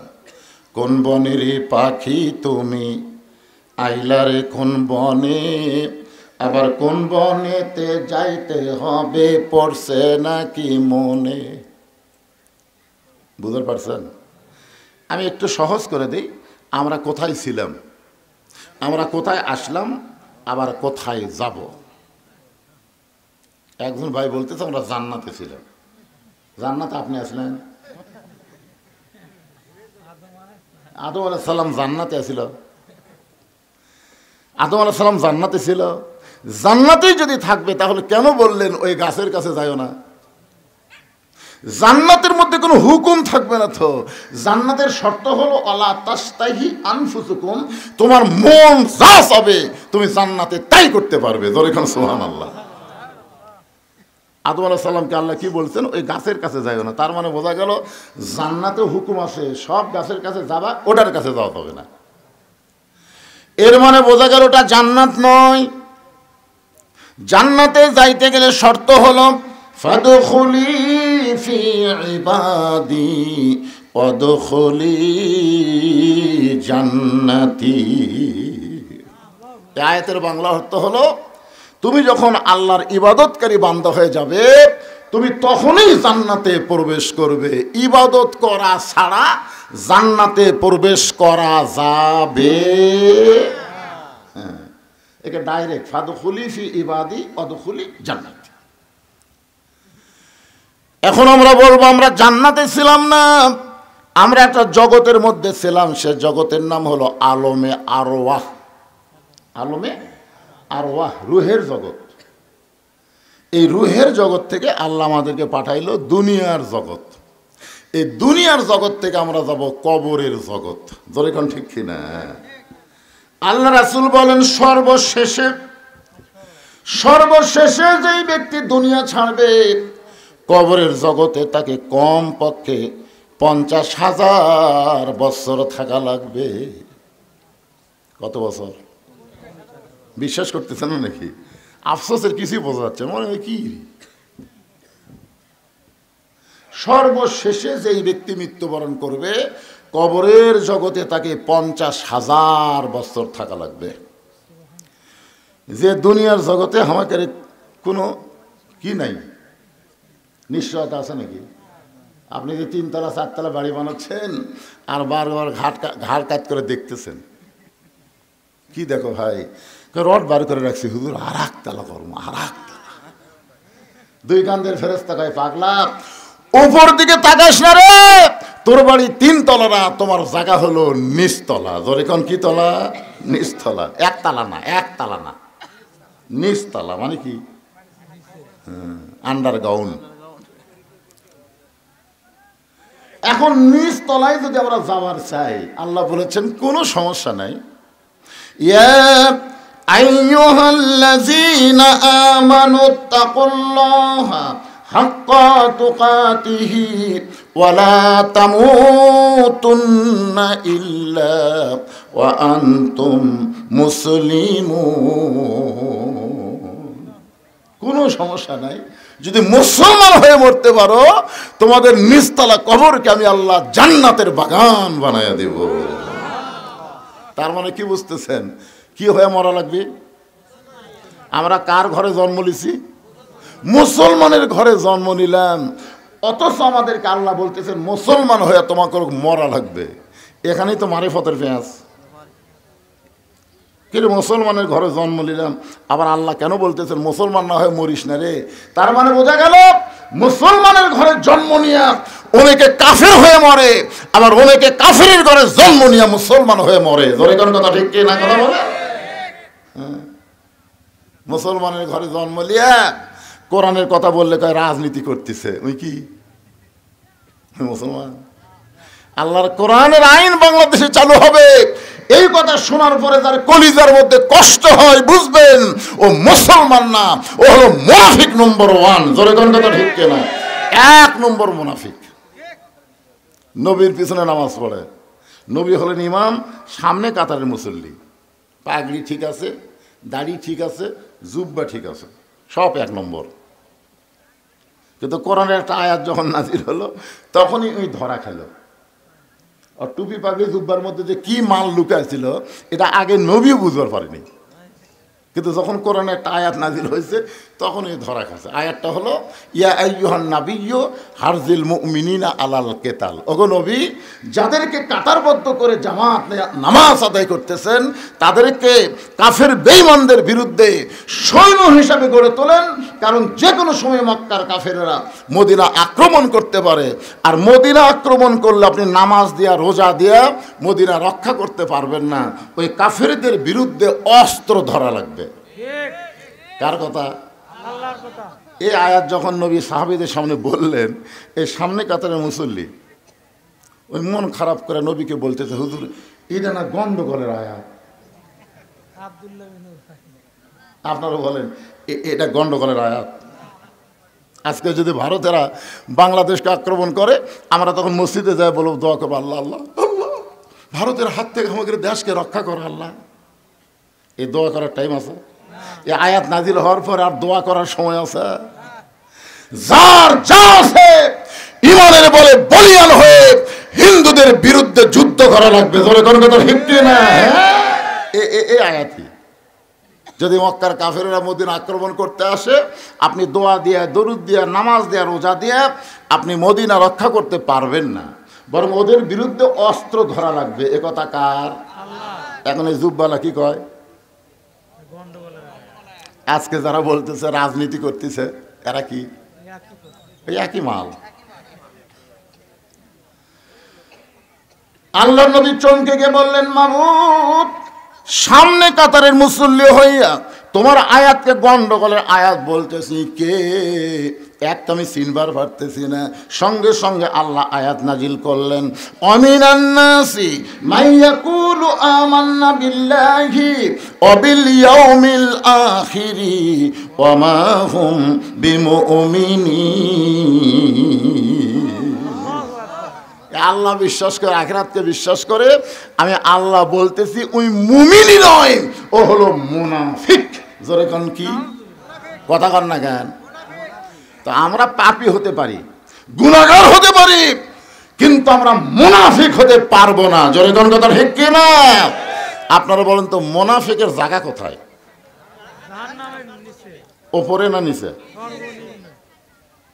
এ বাবা এদিকে গল্প টল্প করিস না রে, মিডিয়ার ম্যানেরা চুপ করে বসতে শোনো। মুনাফিকদেরকে আল্লাহ জাহান্নামের সবচাইতে নিচে জায়গা দিবেন। সাহাবীরা জিজ্ঞাসা করলেন, এ রাসূলুল্লাহ, জাহান্নামের নিচে মুনাফিকের খাদ্য কি হবে?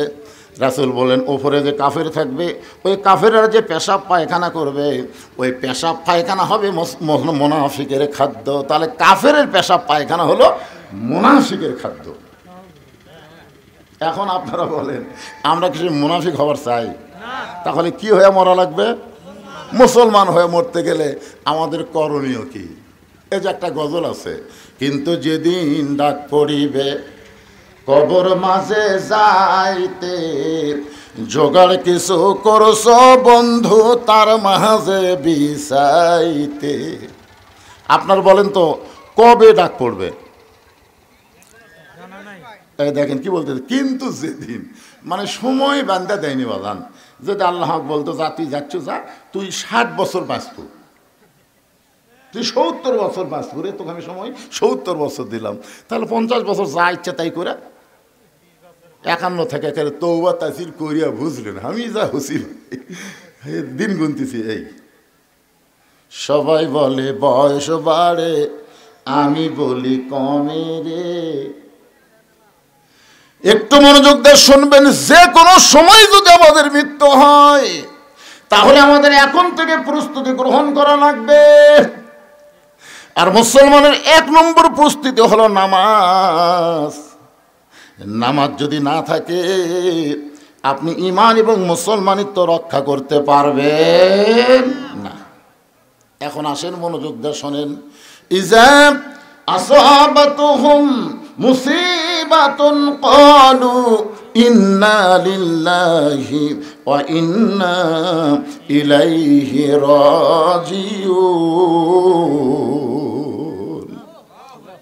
বিপদ আপদ মুসিবত যখন আসবে, এখন আপনাদের কাছে আমার প্রশ্ন হলো, এখানে সংক্ষেপে ছোট প্রশ্ন, খুব ছোট, যে বর্তমানে আপনাকে শেরপুর এই এলাকার জন্য সবচাইতে বড় বিপদ কি?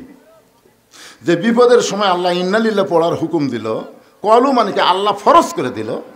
এখন আপনারা বলেন আপনাদের এলাকায় সবচাইতে বড় বিপদের নাম কি?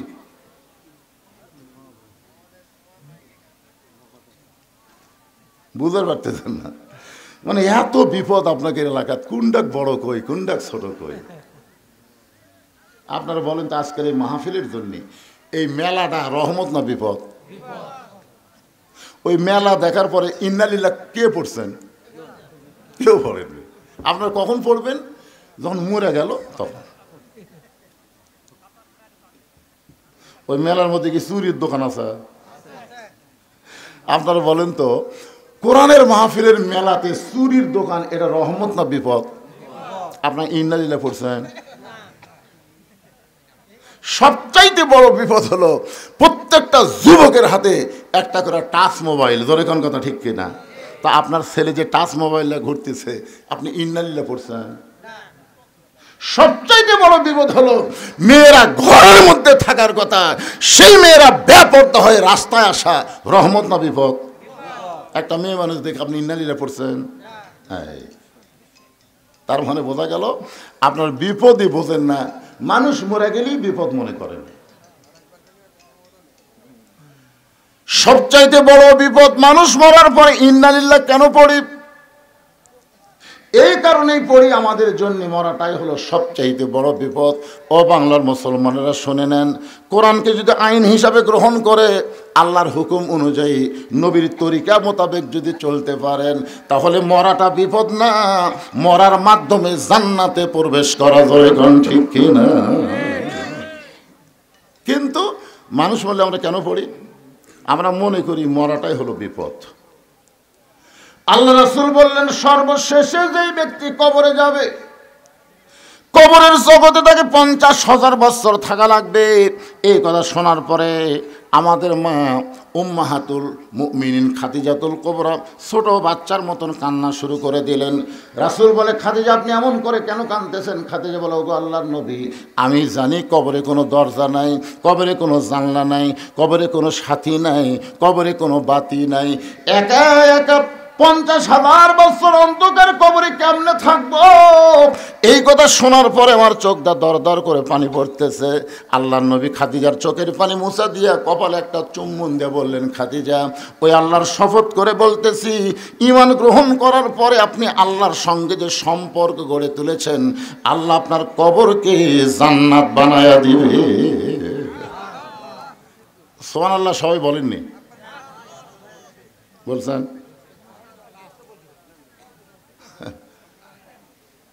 এবার এই 3 জন কি গল্প করে রে?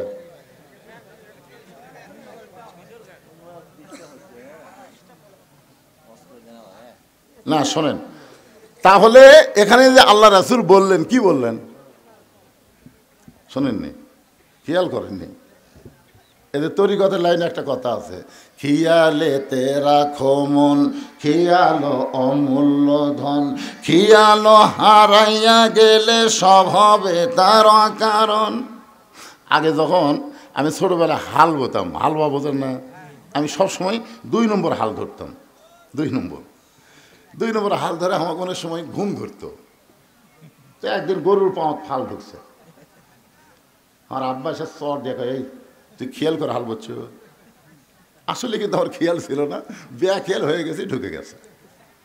ধান কাটতে কাটতে যারা বেখেয়াল হয় তারাই কিন্তু হাত কাটে, জোরে কোন কথা ঠিক কিনা? একটু মনোযোগ দিয়ে শুনবেন। আল্লাহ রাসূল বললেন, খাদিজা ঈমান গ্রহণ করার পরে আল্লাহর সঙ্গে আপনি যে সম্পর্ক গড়ে তুলেছেন, আল্লাহ আপনার কবরকে জান্নাত বানায়া দিবে। এখানে আমি আপনাদের কি বুঝাবার চাইলাম, আল্লাহর সঙ্গে সম্পর্ক করতে গেলে ঈমানের পরে করা লাগবে, ঈমানের আগে কোনো সম্পর্ক করা যাবে না। ঈমানের আগে সম্পর্ক করেছিল নবীর চাচা আবু তালেব, আল্লাহ তাকে জান্নাত দিবে না। দাদা হাতিম তাই আল্লাহর সঙ্গে সম্পর্ক করতে চেয়েছিল, দান করে আল্লাহ তাকে জান্নাত দেবে না। বাদশাহ নওশেরন ঈমান গ্রহণ করার আগে ন্যায়পরায়ণ বাদশাহ হয়েছিল, কিন্তু আল্লাহ তাকে জান্নাত দেবে না। আল্লাহর যত কাজ তুমি করবার চাও, আগে ঈমান গ্রহণ করার পরে তারপরে করা লাগবে, ধরে কোন ঠিক কি না? আপনি নামাজ পড়বার গেলে আগে কি লাগবে, জোরে কোন? ঈমান। ঈমান ছাড়া নামাজ পড়লে হবে? আসরে নামাজ পড়ার পরে জমিত গেছে, দেখো ওপর জমিত পানি চলমল করতেছে, নিচে ওর জমিত পানি নেই। কে রে, এত পানি উপরে, আমারটার পানি নেই। ওই চারিদিকে তাকাছিল, চারিদিকে তাকায়, কেউ নাই। আস্তে করে বসে জমির আল কাটা দিয়ে ওই পানি দিয়ে হাত ধোছে, ধুয়ে আবার দাঁড়ায় চারিদিকে তাকায় বলতেছে আলহামদুলিল্লাহ, কেউ দেখেনি। এখন আপনারা বলেন, লোকটার কিন্তু আসরের নামাজ আছে, কিন্তু কি নাই? ঈমান যদি থাকতো তাহলে বলতো যে কেউ না দেখলেও আল্লাহ দেখতেছে রে, জোরে কোন ঠিক কি না? সাহাবারা বললেন, যে রাসূলুল্লাহ মা হুয়াল ঈমান, এই ঈমানটা কি? আল্লাহ রাসূল বললেন, ইকরার বিল লিসান, তাসদিক বিল জানান, আমল বিল আরকান, এরই নাম হলো ঈমান। জবানে বলতে হবে লা ইলাহা ইল্লাল্লাহ, জবানে বলা লাগবে। সবাই বলেন লা ইলাহা ইল্লাল্লাহ, লা ইলাহা ইল্লাল্লাহ, লা ইলাহা ইল্লাল্লাহু মুহাম্মাদুর রাসূলুল্লাহ। আপনার বলেন তো, এই ইকরার বিল লিসান রাসূল যদি বলতো এটা ঈমান, তাহলে আমাদের জন্য তো কোনো সমস্যাই হতো না। কিন্তু মারাত্মক ক্যাচ মারছে ভাই, তাসদিক বিল জানান। খালি মুখের মধ্যে কলেমা জপলে হবে না রে, ওই কলেমাটা কলিজার মধ্যে ঢুকান লাগবে। ধরে কান কার ভিতর? কলিজার মধ্যে যখন ঈমানের জায়গা হবে, ওই লোকটার কাছে জীবনের চাইতে ঈমানের দাম বেশি হবে। এখন আপনারা বলেন তো, এই ভাদারের লোকেরা, আপনাদের কাছে জীবনের দাম বেশি না ঈমানের দাম বেশি? এই মুখে মুখে বলতেছেন। 15.5 বছর আমার মতন বক্তার কাছে আল্লাহর চাইতে হাসিনের ভয় বেশি। আমার মতন বক্তা চারিদিকে তাকায় ওয়াজ করে, পুলিশের গাড়ি, র্যাবের গাড়ি, আওয়ামী লীগের ক্যাডার আছে কিনা, এগুলো যদি থাকে তেল তেলা ওয়াজ করে বাড়িতে গেছি। বউ আগেই ভয় দেখাচ্ছে পুলিশ যেন না ধরে, আজরাইল ধরবে, এ কথা আমার বউ একদিনও কয়নি, খালি বলছে পুলিশ যেন না ধরে। ইমানদারেরা পুলিশ ধরার ভয় করবে না, আজরাইল ধরার চিন্তা করবে। জোরে কোন কথা ঠিক কিনা কথা বলেন? পুলিশ ধরলে আপনাকে ছাড়বে, কিন্তু আজরাইল ধরলে মনে ছাড়বে। একটু মনোযোগ দেবেন। তাসদিক বিল জানান মানে কলিজার মধ্যে ঈমান।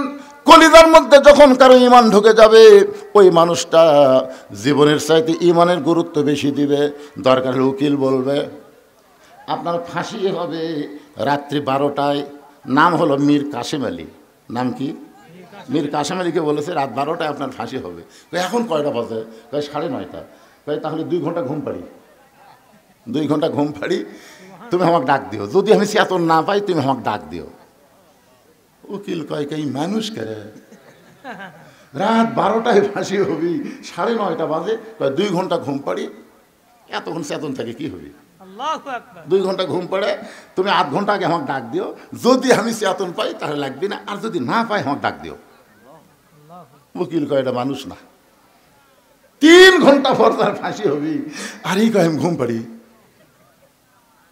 যাই হোক, উকিল বিশ্বাস করেনি, মনে করছে পাগল হয়ে গেছে, ফাঁসির চিন্তা পাগল হয়ে গেছে। একেবারে 8 ঘন্টা সময় যখন আছে, তখন উকিল সাহেব এসে দেখে লাখ টাকা ঘুম পাড়তেছে।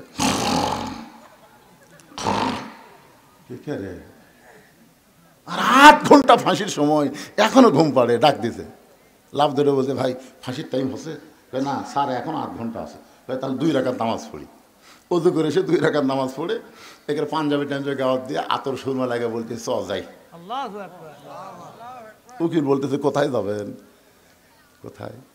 বলে ফাঁসির কাজটা। আপনি জানেন আপনার ফাঁসি হবে, মৃত্যু হবে? মীর কাসেম আলী মুসকে মুসকে হাসের বলে, তোমরা বলো আমার ফাঁসি হবে, কিন্তু আমার আল্লাহর কোরআন বলতেছে আমার মৃত্যু হবে না। ولا تقولوا لمن يقتل في سبيل الله أموات بل أحياء ولكن لا تشعرون। কলিজার মধ্যে যখন ইমানের জায়গা হবে, ওই মানুষটা ফাঁসিকে মৃত্যুবরণ করবে না, বরং ফাঁসিকে আল্লাহর জন্য জীবিত মনে করে তারা হাসতে হাসতে ফাঁসির মঞ্চে যাবে, কারণ তাদের কাছে জীবনের চাইতে ইমানের দাম বেশি। এবার জানে যে মুখত মাস্ক রাখা, আসো, মাস্কটা খোলো তো, এতদিন পর আছি, তোমার চেহারা দেখো না। আমি জামাল বাড়ি, উনি জামাল মাদ্রাসার কাছে থাকে। ঠিক আছে, এটা দেখার জন্য বললাম বাজান, মুখত দিয়ে থাকো, যখন মোটর সাইকেল চালাও ধুলে বালি যেন আপনার নাকে মুখে না ঢোকে, এই জন্য মাস্ক খালি করোনার সময় না, সব সময় পরা দরকার, ঠিক না? আর মেয়ে মানুষের মাস্ক তো পরাই লাগবে, কারণ মুখত মাস্ক দিলে ওরকে সোনার চেহারা দেখা যায় না, ঠিক কিনা বলেন? কিন্তু করোনার সময় সব মেয়ে মানুষ মুখত মাস্ক দিচ্ছে, আর দিচ্ছে না। মেয়ে মানুষের করোনা বেশি বিপদ না পরপুরুষ দেখা বেশি বিপদ?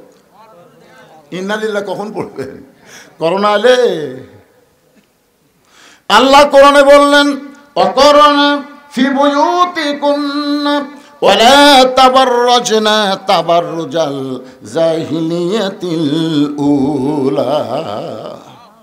রাসূল খাদিজার কপালে চুম্বন দিয়ে বললেন, খাদিজা, ওই আল্লাহর শপথ করে বলতেছি, ঈমান গ্রহণ করার পরে আল্লাহর সঙ্গে যে সম্পর্ক গড়ে তুলেছেন, আপনার যখন মৃত্যু হবে আল্লাহ আপনার কবরকে জান্নাত বানায়া দিবে। এখন আপনাদের কাছে আমি জানতে চাই, গোরস্থান যদি জান্নাত হয়ে যায় তাহলে 500 বছর কি, আর 50,000 বছর কি, আর 1 কোটি বছর কি? গোরস্থান জান্নাত হয়ে গেছে, আর এখানে বছরের হিসাব আছে? সুবহানাল্লাহ। এরপরেও মা খাদিজা যখন ছোট বাচ্চার মতন কান্দে, রাসূল বলে, খাদিজা, এত বড় সান্ত্বনা পুরস্কার দিলাম, এরপর আপনি কান্দেন কেন? খাদিজা বলে, রাসূলুল্লাহ, যদি আপনার কাছে কিছু চাই আপনি কি আমার দিবেন না? সঙ্গে সঙ্গে রাসূল 3 বার নাউজুবিল্লাহ বললেন। নাউজুবিল্লাহ, নাউজুবিল্লাহ, নাউজুবিল্লাহ। কয়বার? খাদিজা বললেন, হুজুর, আমি আপনার কাছে কিছু চাই। এই কথা শোনার পরে আপনি 3 বার নাউজুবিল্লাহ বলার কারণ? রাসূল বলেন, খাদিজা, ঈমান গ্রহণ করার পরে আল্লাহ ছাড়া অন্য কারো কাছে আর চাওয়া জায়েজ।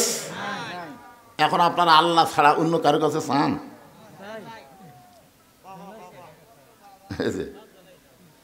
আমার দয়াল বাবার দরবারেতে কেউ ফিরে না খালি হাতে। একটা বক্তা আছে দেখবেন খালি বাবার ওয়াজ করে। আল্লাহর ধন নবীর দিয়া, আল্লাহ আছে গায়েব হইয়া, নবীর ধন খাজানিয়া শুয়ে আছে আজমিরে, কেউ ফিরে না খালি হাতে, খাজারে তোর দরবারেতে। জোরে কন, আরো জোরে কন। এটা কিভাবে বলা লাগবে? কেউ ফেরে না খালি হাতে, আল্লাহ তোমার দরবারেতে। ইয়াকা নাবুদু ওয়া ইয়াকা নাস্তাইন। আমরা গোলামি করে আল্লাহর সাহায্য চাইবো আল্লাহর কাছে, আল্লাহ ছাড়া অন্য কারো কাছে চাওয়া যাবে না, এমনকি নবীর কাছেও চাওয়া যাবে। আল্লাহ রাসূল যেতে পারবেন? 11 সালে হজ করতে গেছিলাম প্রথম।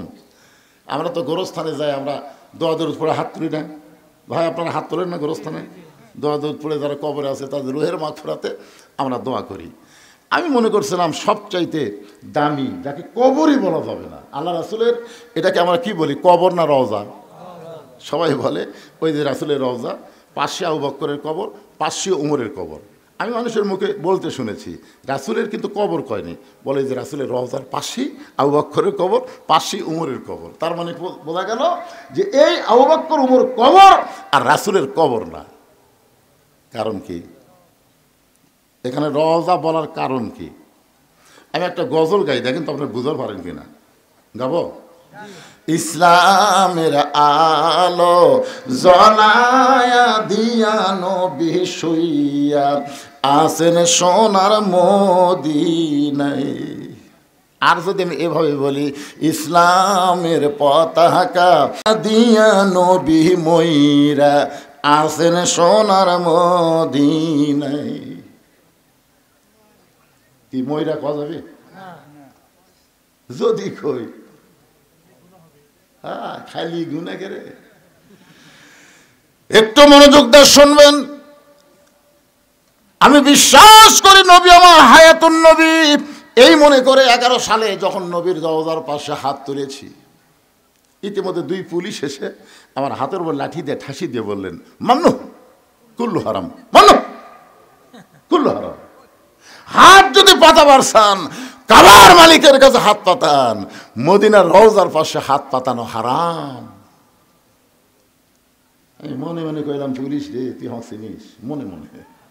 আমি হলাম বাংলাদেশের একটা সাইকেল বক্তা, আর তুই তার হাতের উপর ঠাসি মারল। কিন্তু আমার ইমান বলল, মাওলানা তুই ভেজাল দেশের লোক, তোর ইমানের মধ্যেও ভেজাল, তোর আমলের মধ্যেও ভেজাল, আর এরা হলো আসল দেশের পুলিশ। জোরে কোন কথা ঠিক কিনা? এ কি হলো রে? কি আছে কি আছে কি আছে? আচ্ছা খাড়া হয় না তো, কি জন্য খাড়া হয়? এরা যদি একবার খেপা যায়, এ লাঠি লিয়ে যেতে। আমি তো এরকম থামে থুয়ে কাম করতেছি। আর ওটো না,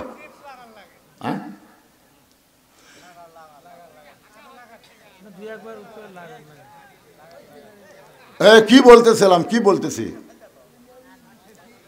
একটু মনোযোগ দিয়ে শুনেন। আজকের ওয়াজের শুরু থেকে শেষ পর্যন্ত কবরকে নিয়ে ওয়াজ হবে। কোনো রাজনীতি চলবি না। কিসের অ্যাঙ্গেল? অ্যাঙ্গেলের দিন শেষ, ডাইরেক্টের বাংলাদেশ। ধরে কর কথা ঠিক। আগে অ্যাঙ্গেলে মারছি, এখনো অ্যাঙ্গেল।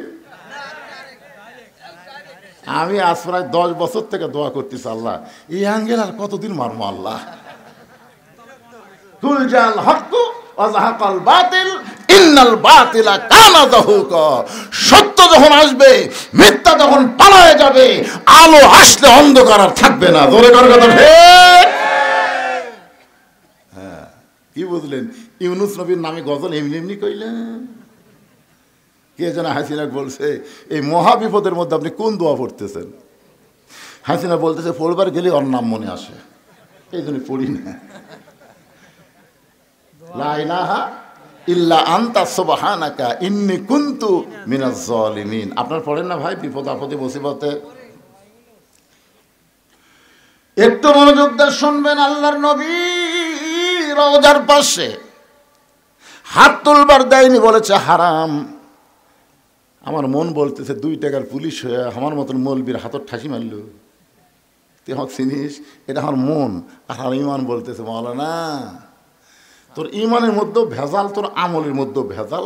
কারণ যেই দেশের থেকে তুই ওয়াজ করবার আইসিস, ওই দেশটাই হলো ভেজাল। জোরে কোন কথা ঠিক না? 11 সালে বাংলাদেশের প্রধানমন্ত্রীর নাম হলো হাসিনা। জোরে কোন নাম কি? এরশাদ চাচা পতনের পর বাংলাদেশের জনগণ আর মরদ মানুষও দেখেইনি পারে। আগামী ইলেকশনে যে কি হবি, খালেদা যে হারে চাঙ্গা হচ্ছে, হাসিনার সময় মনে হয় খালেদা যায় যায় অবস্থা। ধরে কোন ঠিক কিনা? এখন মোটামুটি সাইজ হচ্ছে।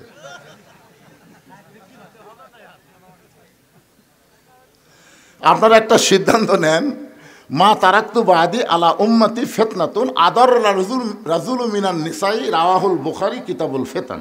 আল্লাহ রাসূল বলেছেন, আমার পরে আমার উম্মতের জন্য সবচাইতে বড় বিপদ হলো পুরুষ মানুষের জন্য নারী নেত্রী হওয়া। নারী নেত্রী হওয়ার পরে ইন্নালিল্লাহ কোনোদিন পড়ছে? এই যে আগামীতে আর কোন নারীকে বাংলাদেশের নেত্রী আমরা দেখতে চাই না। পুরুষ মানুষ হবে বাংলাদেশের নেতা। ধরে সবাই বলেন আল্লাহুম্মা আমিন। একটু মনোযোগ দিয়ে শোনেন। ভেজাল দেশের মানুষ, আমি আলেম হলেও ভেজাল, যেটার প্রমাণ পাইছি জয়তুনের দোকানে গিয়া দোকানদারকে বললাম, ভাই আসল জয়তুনের তেল দেন। যেই কইছি দোকানদার কর্মচারীকে বলতেছে, হারাম হারাম কুল্লু হারাম। ও আমার ধাক্কা দিয়ে বের করে দিল। এক সৌদি আমাদের বাংলাদেশে চাকরি করে সৌদিতে, তাকে বললাম, কে রে ভাই, খালি আসল চাইছি, তাতে আমাকে ঘর থেকে বাইর করে দিল কেন? বলে, হুজুর এখানে নকলই নাই। তো যেখানে নকল নাই সেখানে আসল চাওয়া মাত্রই ওরা বুঝবার পারছে আপনি ভেজাল দেশের লোক। কারণ কি জানেন? ওই দেশে আল্লাহর আইন চলে, আর বাংলাদেশে মানুষের আইন চলে। আল্লাহ হচ্ছেন আসল, আর মানুষ হচ্ছে ভেজাল। জোরে করে কথা ঠিক না? এই জন্য আগামীতে আমরা ভেজাল আইনে চলবো না, আল্লাহর কোরআনের আইনে আমরা চলতে চাই। কারা কারা চলতে চান দুই হাত তুলে আমার আল্লাহকে দেখান। লিল্লাহি তাকবীর। হাত নামান। আল কোরআনের আলো সংসদে কে করলো? হাসি না নাই তো? না 16 দিন থেকে আছি। আরে আপনারা কি মনে করতেছেন? অন্যায় ভাবে যাদেরকে ধরে লেগেছে, আমাকেও গেছে 9 বার, যাদেরকে অন্যায় ভাবে ধরে নিয়ে জেলের মধ্যে রাখছে তাদের বিচার হবে না? তারা কিন্তু বাংলাদেশের ভুয়া কোর্ট কাছারিতে বিচার দেয়নি, আসল জায়গায় বিচার দিচ্ছে। ধরে কোন জায়গায়? আসল জায়গায় বিচার কেমন একটা দৃষ্টান্ত শোনেন, একটু জিকির করেন। লা ইলাহা ইল্লাল্লাহ, লা ইলাহা ইল্লাল্লাহ, লা ইলাহা ইল্লাল্লাহ মুহাম্মাদুর রাসূলুল্লাহ। সকলে বলি সাল্লাল্লাহু আলাইহি ওয়াসাল্লাম। আল্লাহর এই জুব্বার সঙ্গে আল্লাহর কোরআনের সম্পর্ক আছে। এবার ফাতেমার জুব্বাখানা নিয়ে মাকে পড়াতে গেলেন। নবী আমার পিছনে পিছনে, ফাতেমার সামনে সামনে। খাদিজার ঘরের মধ্যে ফাতেমা যেই মাত্র ঢুকলেন, সঙ্গে সঙ্গে আল্লাহর নবী দরজা বন্ধ করে দিলেন। ফাতেমার জুব্বাখানা কাফনের কাপড় পরে যেই মাত্র দরজা খুলেছে, আল্লাহ রাসূল তাকায় দেখে ফাতেমা মুচকি মুচকি হাসতেছে। রাসূল বলে, ফাতেমা আপনি মুচকি মুচকি হেসে কেমনে দরজা খুললেন? ফাতেমা বলে, বাবা কানতে কানতে কেন গেলাম, হাসতে হাসতে কেন দরজা খুললাম আপনি জানেন? রাসূল বলে, ফাতেমা কানতে কানতে ঢুকলে আমি জানি, কারণ একজন মেয়ে তার মাকে কাফনের কাপড় পরাবে, অবশ্যই কানতে কানতে ঘরের মধ্যে ঢুকবে, কিন্তু হাসতে হাসতে দরজা খুললে ফাতেমা আমি নবী হয়েও বলতে পারতেছি না। ফাতেমা বলে, বাবা এতদিন আমি জানতাম আপনি ভিতরেও জানেন বাহিরেও জানেন, কিন্তু আজকে দেখতেছি কি জন্য হাসতে হাসতে দরজা খুললাম আপনি জানেন না। রাসূল বলে, ফাতেমা মা ইয়ান্তিকু আনিল হাওয়া ইন হুয়া ইল্লা ওয়াহয়ুন ইউহা। আমি রাসূল বলতে পারি না যতক্ষণ আল্লাহ না বলায়। ফাতেমা বলতেছে, বাবা আপনার জুব্বাখানা আমার মাকে যখন পরাবারে গেছি, এমন সময় নজর করে আমি দেখতে পাই, 2 চোখ দিয়ে দেখলে কিন্তু নজর হবে না, নজর করতে গেলে অন্তরের চক্ষু লাগবে। ধরে কোন ঠিক কি না? আজকে বাড়ি দেখে আমরা খুশি হই, কবর দেখে আমরা কিছুই মনে করি না। একবার অন্তরের চক্ষু দিয়ে তাকায় দেখে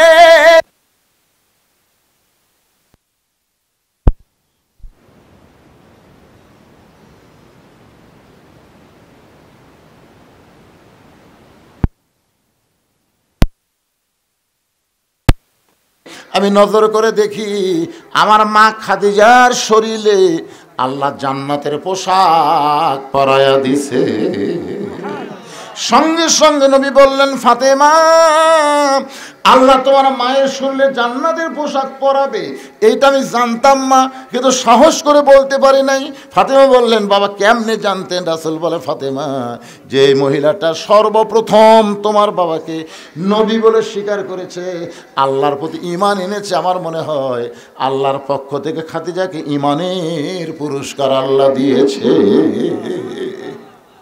নবী নিজের হাতে খাদিজাকে অন্ধকার কবরে নামায় দিলেন। কবরে নামানোর পরে মাটি দেওয়া যখন শেষ, সবাই চলে গেছে, কিন্তু নবী খাদিজার কবর ছাড়েন না। ঘন্টার পর ঘন্টা হয়ে যায়। আল্লাহ বলে, হাবিব, সবাই চলে গেল খাদিজার মাটি দিয়া, কিন্তু আপনি কেন কবর ছাড়েন না? রাসূল বলে, আল্লাহ, এই খাদিজার কাছে আমি ওয়াদা দিয়েছি, মুনকির নাকির খাদিজাকে প্রশ্ন করবে, খাদিজা উত্তর দিবার পারবে না, আমি নবী খাদিজার পক্ষে উত্তর দিব। আল্লাহ বলে, হাবিব, আপনি মনে করেছেন আপনি শুধু একাই খাদিজাকে ভালোবাসেন, আজকে শুনে নেন, আপনি যেমন খাদিজাকে ভালোবাসেন, আমি আল্লাহ তেমন ভালোবাসি। আপনারা কি মনে করছেন যারা নামাজি ব্যক্তি তারা যখন কবরে যাবেন, মুনকির নাকির যখন বলবে মান রব্বুকা, আপনার রবকে, আপনাকে উত্তর দেওয়া লাগবে? আপনার পক্ষ থেকে নামাজ দাঁড়িয়ে যাবে, নামাজ বলবে, মুনকির নাকির, কাকে মান রব্বুকা প্রশ্ন করতেছ?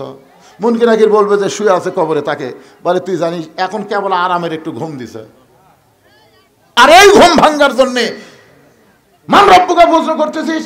তুই জানিস এই লোকটা সারা জীবন কত ওয়াক্ত নামাজ পড়ছে? মুনকির নাকির বলে, আমরা কেমনে জানবো? আরে পাগলা, দৈনিক 5 ওয়াক্ত নামাজ পড়ছে, 50 বছরে 5 ওয়াক্ত 50 বছর গুণ দে। মুনকির নাকির কয়, আমাদের কাছে তো ক্যালকুলেটর নাই ভাই, নামাজ বলতেছে আমার কাছে আছে। এই লোকটা মসজিদে ঢোকার সাথে সাথে নামাজের নিয়ত করেই বলেছে আলহামদুলিল্লাহি রব্বিল আলামিন, রুকুত যায় বলেছে রব্বিল আজিম, সেজদাত বলেছে রব্বিল আলা। কিন্তু দুনিয়াতে এতবার রব রব কয়ে কেবল কবরের মধ্যে আছে, আবার রব। মুনকির নাকির কয়, আল্লাহ তোমার বান্দাকে মান রব্বকে প্রশ্ন করলে নামাজ যে খেবা খেপছে, আমরা কি করি? আল্লাহ কয়ে যে নামাজ নিয়ে কবরে আসছে, তার মান রব্বকা প্রশ্নের উত্তর হয়ে গেছে। তাহলে সুবহানাল্লাহ করলে হবে না তো? ফজরের নামাজ জামাতে পড়া লাগবে। ভাই রে, এখানে অনেক মানুষ আছে তারা মনে করে কবরের উত্তর খুবই সোজা। যখন বলবে মান রব্বুকা আল্লাহ, ওমান নবিয়ুকা মুহাম্মদ রাসূলুল্লাহ, ওমা দীনুকা ইসলাম, আপনি যদি ইসলামের সাথে সম্পর্ক না থাকে, যদি নবীর সাথে আপনার সম্পর্ক না থাকে, আল্লাহর সাথে যদি আপনার সম্পর্ক না থাকে, একটা প্রশ্নের উত্তর জানা থাকলেও দিবার পারবেন না। জোরে কর কথা ঠিক কি না? প্রশ্ন করবে, আমার দিনুকা, তোমার দিন কি? এই বাংলাদেশে যারা ইসলামে আন্দোলন করে, কোরআনের রাজনীতি যারা চায়, দিন কায়েমের আন্দোলনে আকিমুদ্দিন, দিনকে প্রতিষ্ঠা করার জন্য যারা জেল জুলুম নির্যাতনের শিকার হয়েছে, ইসলামী আন্দোলন তাদের পক্ষে অবাধ দিনুকার উত্তর দিয়ে দিবে। ধরে কারণ সুবহানাল্লাহ। যখন প্রশ্ন করবে আমার নাবিউকা, তোমার নবীকে, নবীর সুন্নত, নবীর আদর্শ, নবীর মহব্বত যাদের কলিজার মধ্যে আছে, নবীর মহব্বতে মাথায় টুপি দেয়, নবীর মহব্বতে মুখে দাঁড়িয়ে রাখে, সে আমার নাবিউকার উত্তর দেওয়ার আগেই নবী তাকে এসে বলবে, মুনকির নাকির, আমাকে নবী বলার আগেই আমি তাকে উম্মত হিসাবে স্বীকার করে নিলাম। ধরে কারণ সুবহানাল্লাহ। এখন আপনারা কি ভাবতেছেন? কুটি গল্প হয় এত, তার মানে এরা কি ভাত শট ফালাবি নাকি?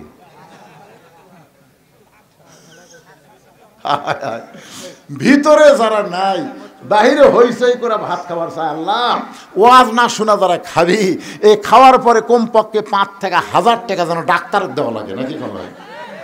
অযথা অযথা যারা খাবি। আপনি কি মনে করছেন খাওয়ার মাধ্যমে মানুষের শক্তি হয়, খাওয়ার মাধ্যমে মানুষের ডায়রিয়া হয়? জোরে কর কথা ঠিক কিনা? আল্লাহ, আল্লাহ যারা আওয়াজ শুনতেছে না, অযথা খাওয়া দাওয়া করবি, এরকে যেন এই রোগটা দেও আল্লাহ। খাওয়ার পরে যেন পেট ভুটভুট করে, খালি ঢুকবি আর বাড়াবার যেন না পারে, উঠপের সাথে আবার পেট কামড়, উঠপের সাথে আবার একবারে 6 বার যদি পাতলা পায়খানা হয়, আর খাবি? সরম নাই, লজ্জা নাই। মুরগির তলে ডিম দিলে বাচ্চা হয় রে, মুরগির বাহিরে ডিম থাকলে বাচ্চা হয় না, কাঁজিয়া হয়। সামিয়ানার তলে যারা, মুরগির নিচে উষুম পাশে তারা। ধরে কোন ঠিক কিনা? আর বাইরিয়া যারা, কাঁজিয়া তারা। খা, জন্মের শেষ খাওয়া খা। কি চিল্লাচিল্লি দেখছেন? বাহিরে কি হয় আর আছে? হ্যাঁ, থামিস কে?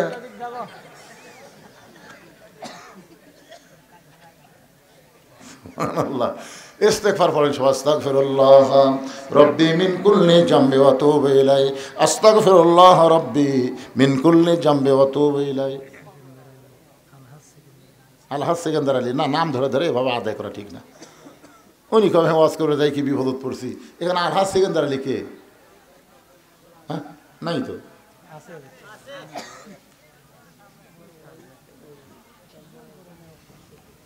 সহসভাপতি আপনার নামটা হচ্ছে তরিকুল ইসলাম, সহসভাপতির স্ত্রী। উনি 500 টাকা দান করছে। আল্লাহ যে নিয়তে দান করছে আল্লাহ কবুল করুক, জোরে কোন আমিন। না আপনাদের মধ্যে কেউ যদি দানকারী থাকে, অত দেরি করতেছেন কেন? হতে পারে আজকের দান আপনার জীবনের শেষ দান। বিশ্বাস করতেছেন না? হয়তো বাড়ি পর্যন্ত যাওয়ারই গ্যারান্টি নেই, জোরে কোন ঠিক কেনা? এই অলসতা না করে, কৃপণতা না করে দান করবে না। সকিও হাবিবুল্লাহ রাসূল বলেছেন, দানকারী আল্লাহর দোস্ত। সুবহানাল্লাহ কোন। আল বাখিলুল লা ইয়াদখুলুল জান্নাহ, যারা বখিল হবে এরা তো জান্নাতই পাবে না। বড় আশা করে আপনাদের নাম তারা অতিথির মধ্যে দিছে, সহসভাপতির মধ্যে দিছে, আশা করে দিছে। আপনারা তাদের আশা ভঙ্গ করবেন, আল্লাহ বরকত দিবে। দেওয়ার মালিক কে? আল্লাহ। সবাই দান করবেন ইনশাআল্লাহ। এখন সবাই বসেন, যারা দাঁড়িয়ে আছেন সবাই বসেন। আস্তাগফিরুল্লাহ রব্বি মিন কুল্লি জামবি ওয়া আতুবু ইলাইহি। লা হাওলা ওয়ালা কুওয়াতা ইল্লা বিল্লাহিল আলিয়্যিল আযীম। আল্লাহুম্মা আমিন। আল্লাহুম্মা আনতাস সালাম ওয়া মিনকাস সালাম, তাবারাকতা ইয়া যাল জালালি ওয়াল ইকরাম। আয় আল্লাহ তাআলা, রাত 12:30 প্রায় বাজতেছে। এই দীর্ঘ সময় পর্যন্ত তোমার বান্দা বান্দিরা আরামের বাড়ি ঘুমকে বাদ দিয়া কোরআন হাদিসের মহব্বত কলিজার মধ্যে নিয়ে আজকে কবর সংক্রান্ত আলোচনা শুনেছে। মেহেরবানি করে আজকের মাহফিল আমাদের সকলের হেদায়েতের জন্যে, নাজাতের জন্যে, জান্নাতের জন্যে কবুল করো। এই মাহফিলের শুরু থেকে শেষ পর্যন্ত যত আলোচনা হয়েছে আল্লাহ, এর মধ্যে যদি ত্রুটি হয়, ভুল হয়, মাফ করে দিও। এর যা হাদিয়া মঞ্জুর করো সোনার মদিনায় নবী পাকের রওজা মুবারকে আল্লাহ কবুল করো। তামাম আম্বিয়া কেরাম, আসহাবে কেরাম, তাবিনী কেরাম, তাবা তাবিনী কেরাম, আউলিয়া কেরাম, পীর মাশায়েখ, বুজুর্গানে কেরাম, তামাম পৃথিবীর মাটির নিচে যত মুমিন মুমিনাত শুয়ে আছে আল্লাহ, সকলের আরওয়াহ পরে হাদিয়া কবুল করো। আল্লাহ, আমরা যারা হাত তুলেছি, আমাদের জনম দুঃখনী মা যাদের কবরে চলে গেছে, ছোট্ট একটা শব্দ হলো মা, এই নামের যে কি মধু, যাদের মা নাই তারাই বুঝতেছে। এই দরদের মা যাদের কবরে গেছে আল্লাহ, মেহেরবানি করে মায়ের কবরকে জান্নাতের টুকরা বানিয়ে দাও। বাবার বাড়ি ঘর সবই আছে, আমরা যারা বাবা হারাইছি আল্লাহ মেহেরবানি করে বাবার কবরকে জান্নাতের টুকরা বানিয়ে দাও। আমাদের দাদা দাদি, নানা নানি, আত্মীয় স্বজন, শ্বশুর শাশুড়ি যাদের কবরে গেছে আল্লাহ, কবরবাসীদের মাফ করে দাও। আল্লাহ, তোমার ভাদার পশ্চিম পাড়ার বাবাজিরা কষ্ট করে মেহনত করে এত সুন্দর আয়োজন করেছে আল্লাহ, গোরস্থানকে লক্ষ্য করে এই কবরে যারা শায়িত আছে তাদের সকলের কবরকে জান্নাতের টুকরা বানায় দাও। যারা মাহফিল করেছে তাদের সকলকে 5 ওয়াক্ত নামাজি কবুল করো। তাদের সকলকে কবরের পাথেও জোগাড় করে দুনিয়া থেকে বিদায় নেওয়ার তৌফিক দিও। আজকের মাহফিলের সম্মানিত সভাপতিকে আল্লাহ তুমি কবুল করো। 3 জন সহসভাপতি আল্লাহ তুমি কবুল করো। আজকের মাহফিলের প্রধান অতিথি আমার ভাইকে কবুল করো। বিশেষ অতিথিদের আল্লাহ তুমি কবুল করো। আলেম ওলামাদের কবুল করো, মুরব্বীদের কবুল করো, যুবকদের কবুল করো, কচি কাঁচা বাচ্চারা তাদেরকেও কবুল করো। পর্দার অন্তরালের মা বোনেরা আবিদা সালিহা পর্দানিশী কবুল করে মা ফাতেমার মতো পর্দা, খাদিজার মতো ধৈর্য দিয়ে দিও। আল্লাহ, আমি গুনাহগার বলে দোয়া ফিরা দিও না। এতগুলো মানুষের মধ্যে যার 2খানা পছন্দ হয় সেই 2 হাতের ওসিলাই গোটা মাহফিলকে আল্লাহ তুমি কবুল করো। আমি অসুস্থ, আমার একটা নাতনি আয়েশা সিদ্দিকা নাম, সে বড় অসুস্থ আল্লাহ। আজকের মাহফিলে এই গ্রামের একটা ছেলে কিছুক্ষণ কথা বলল, সেও বড় অসুস্থ, ক্যান্সার রোগী আল্লাহ। আমাদের মধ্যে যারা অসুস্থ সবাইকে সাফা দিয়ে দাও আল্লাহ। বাংলাদেশের প্রতি রহম করো আল্লাহ। ফিলিস্তিনের মুসলমানকে বিজয় দাও, সিরিয়ার মুসলমানকে বিজয় দিয়েছো, বাংলাদেশকেও তুমি রহমত করেছো আল্লাহ। বাইতুল মুকাদ্দাস মুসলমান যেন পায়, আর পৃথিবীর মানচিত্র থেকে ইহুদিদেরকে আল্লাহ তুমি ধ্বংস করে দাও। তুমি তো ধ্বংসের কথা বলেছো, তাব্বাত ইয়াদা আবি লাহাবি ওয়া তাব। আল্লাহ আল্লাহ, তোমার ঘর বাইতুল্লাহকে রক্ষা করার জন্য আব্রাহা বাদশাকে ধ্বংস করেছে আবাবিল পাখি দিয়ে, তোমার বাইতুল মুকাদ্দাসকে তুমি হেফাজত করো আল্লাহ। আল্লাহ আল্লাহ আল্লাহ, ভারতের চক্রান্ত থেকে আমাদের সোনার বাংলাদেশকে আল্লাহ তুমি হেফাজত করো আল্লাহ। মাঠে ময়দানে যে ফসলগুলো আবাদ করতেছে আল্লাহ, প্রত্যেকটা আবাদের মধ্যে আল্লাহ তুমি বরকত দিও। এই ভাদার পশ্চিম পাড়ার উপরে তুমি রহমত বরকতের দরজা খুলে দাও আল্লাহ। প্রতি বছর এমন করে একটা জান্নাতের বাগান যেন লাগাতে পারে, এমন ঈমানী শক্তি গ্রামের সমস্ত মানুষকে দান করে দাও আল্লাহ। সুবহান রাব্বিকা রাব্বিল ইজ্জাতি আম্মা ইয়াসিফুন ওয়া সালামুন আলাল মুরসালিন আলহামদুলিল্লাহি রাব্বিল আলামিন। ওয়াজাল আখিরাতি কালিমাতুনা ইনদাল মাউতি। সকলে পড়েন লা ইলাহা ইল্লাল্লাহু মুহাম্মাদুর রাসূলুল্লাহ সাল্লাল্লাহু আলাইহি ওয়াসাল্লাম।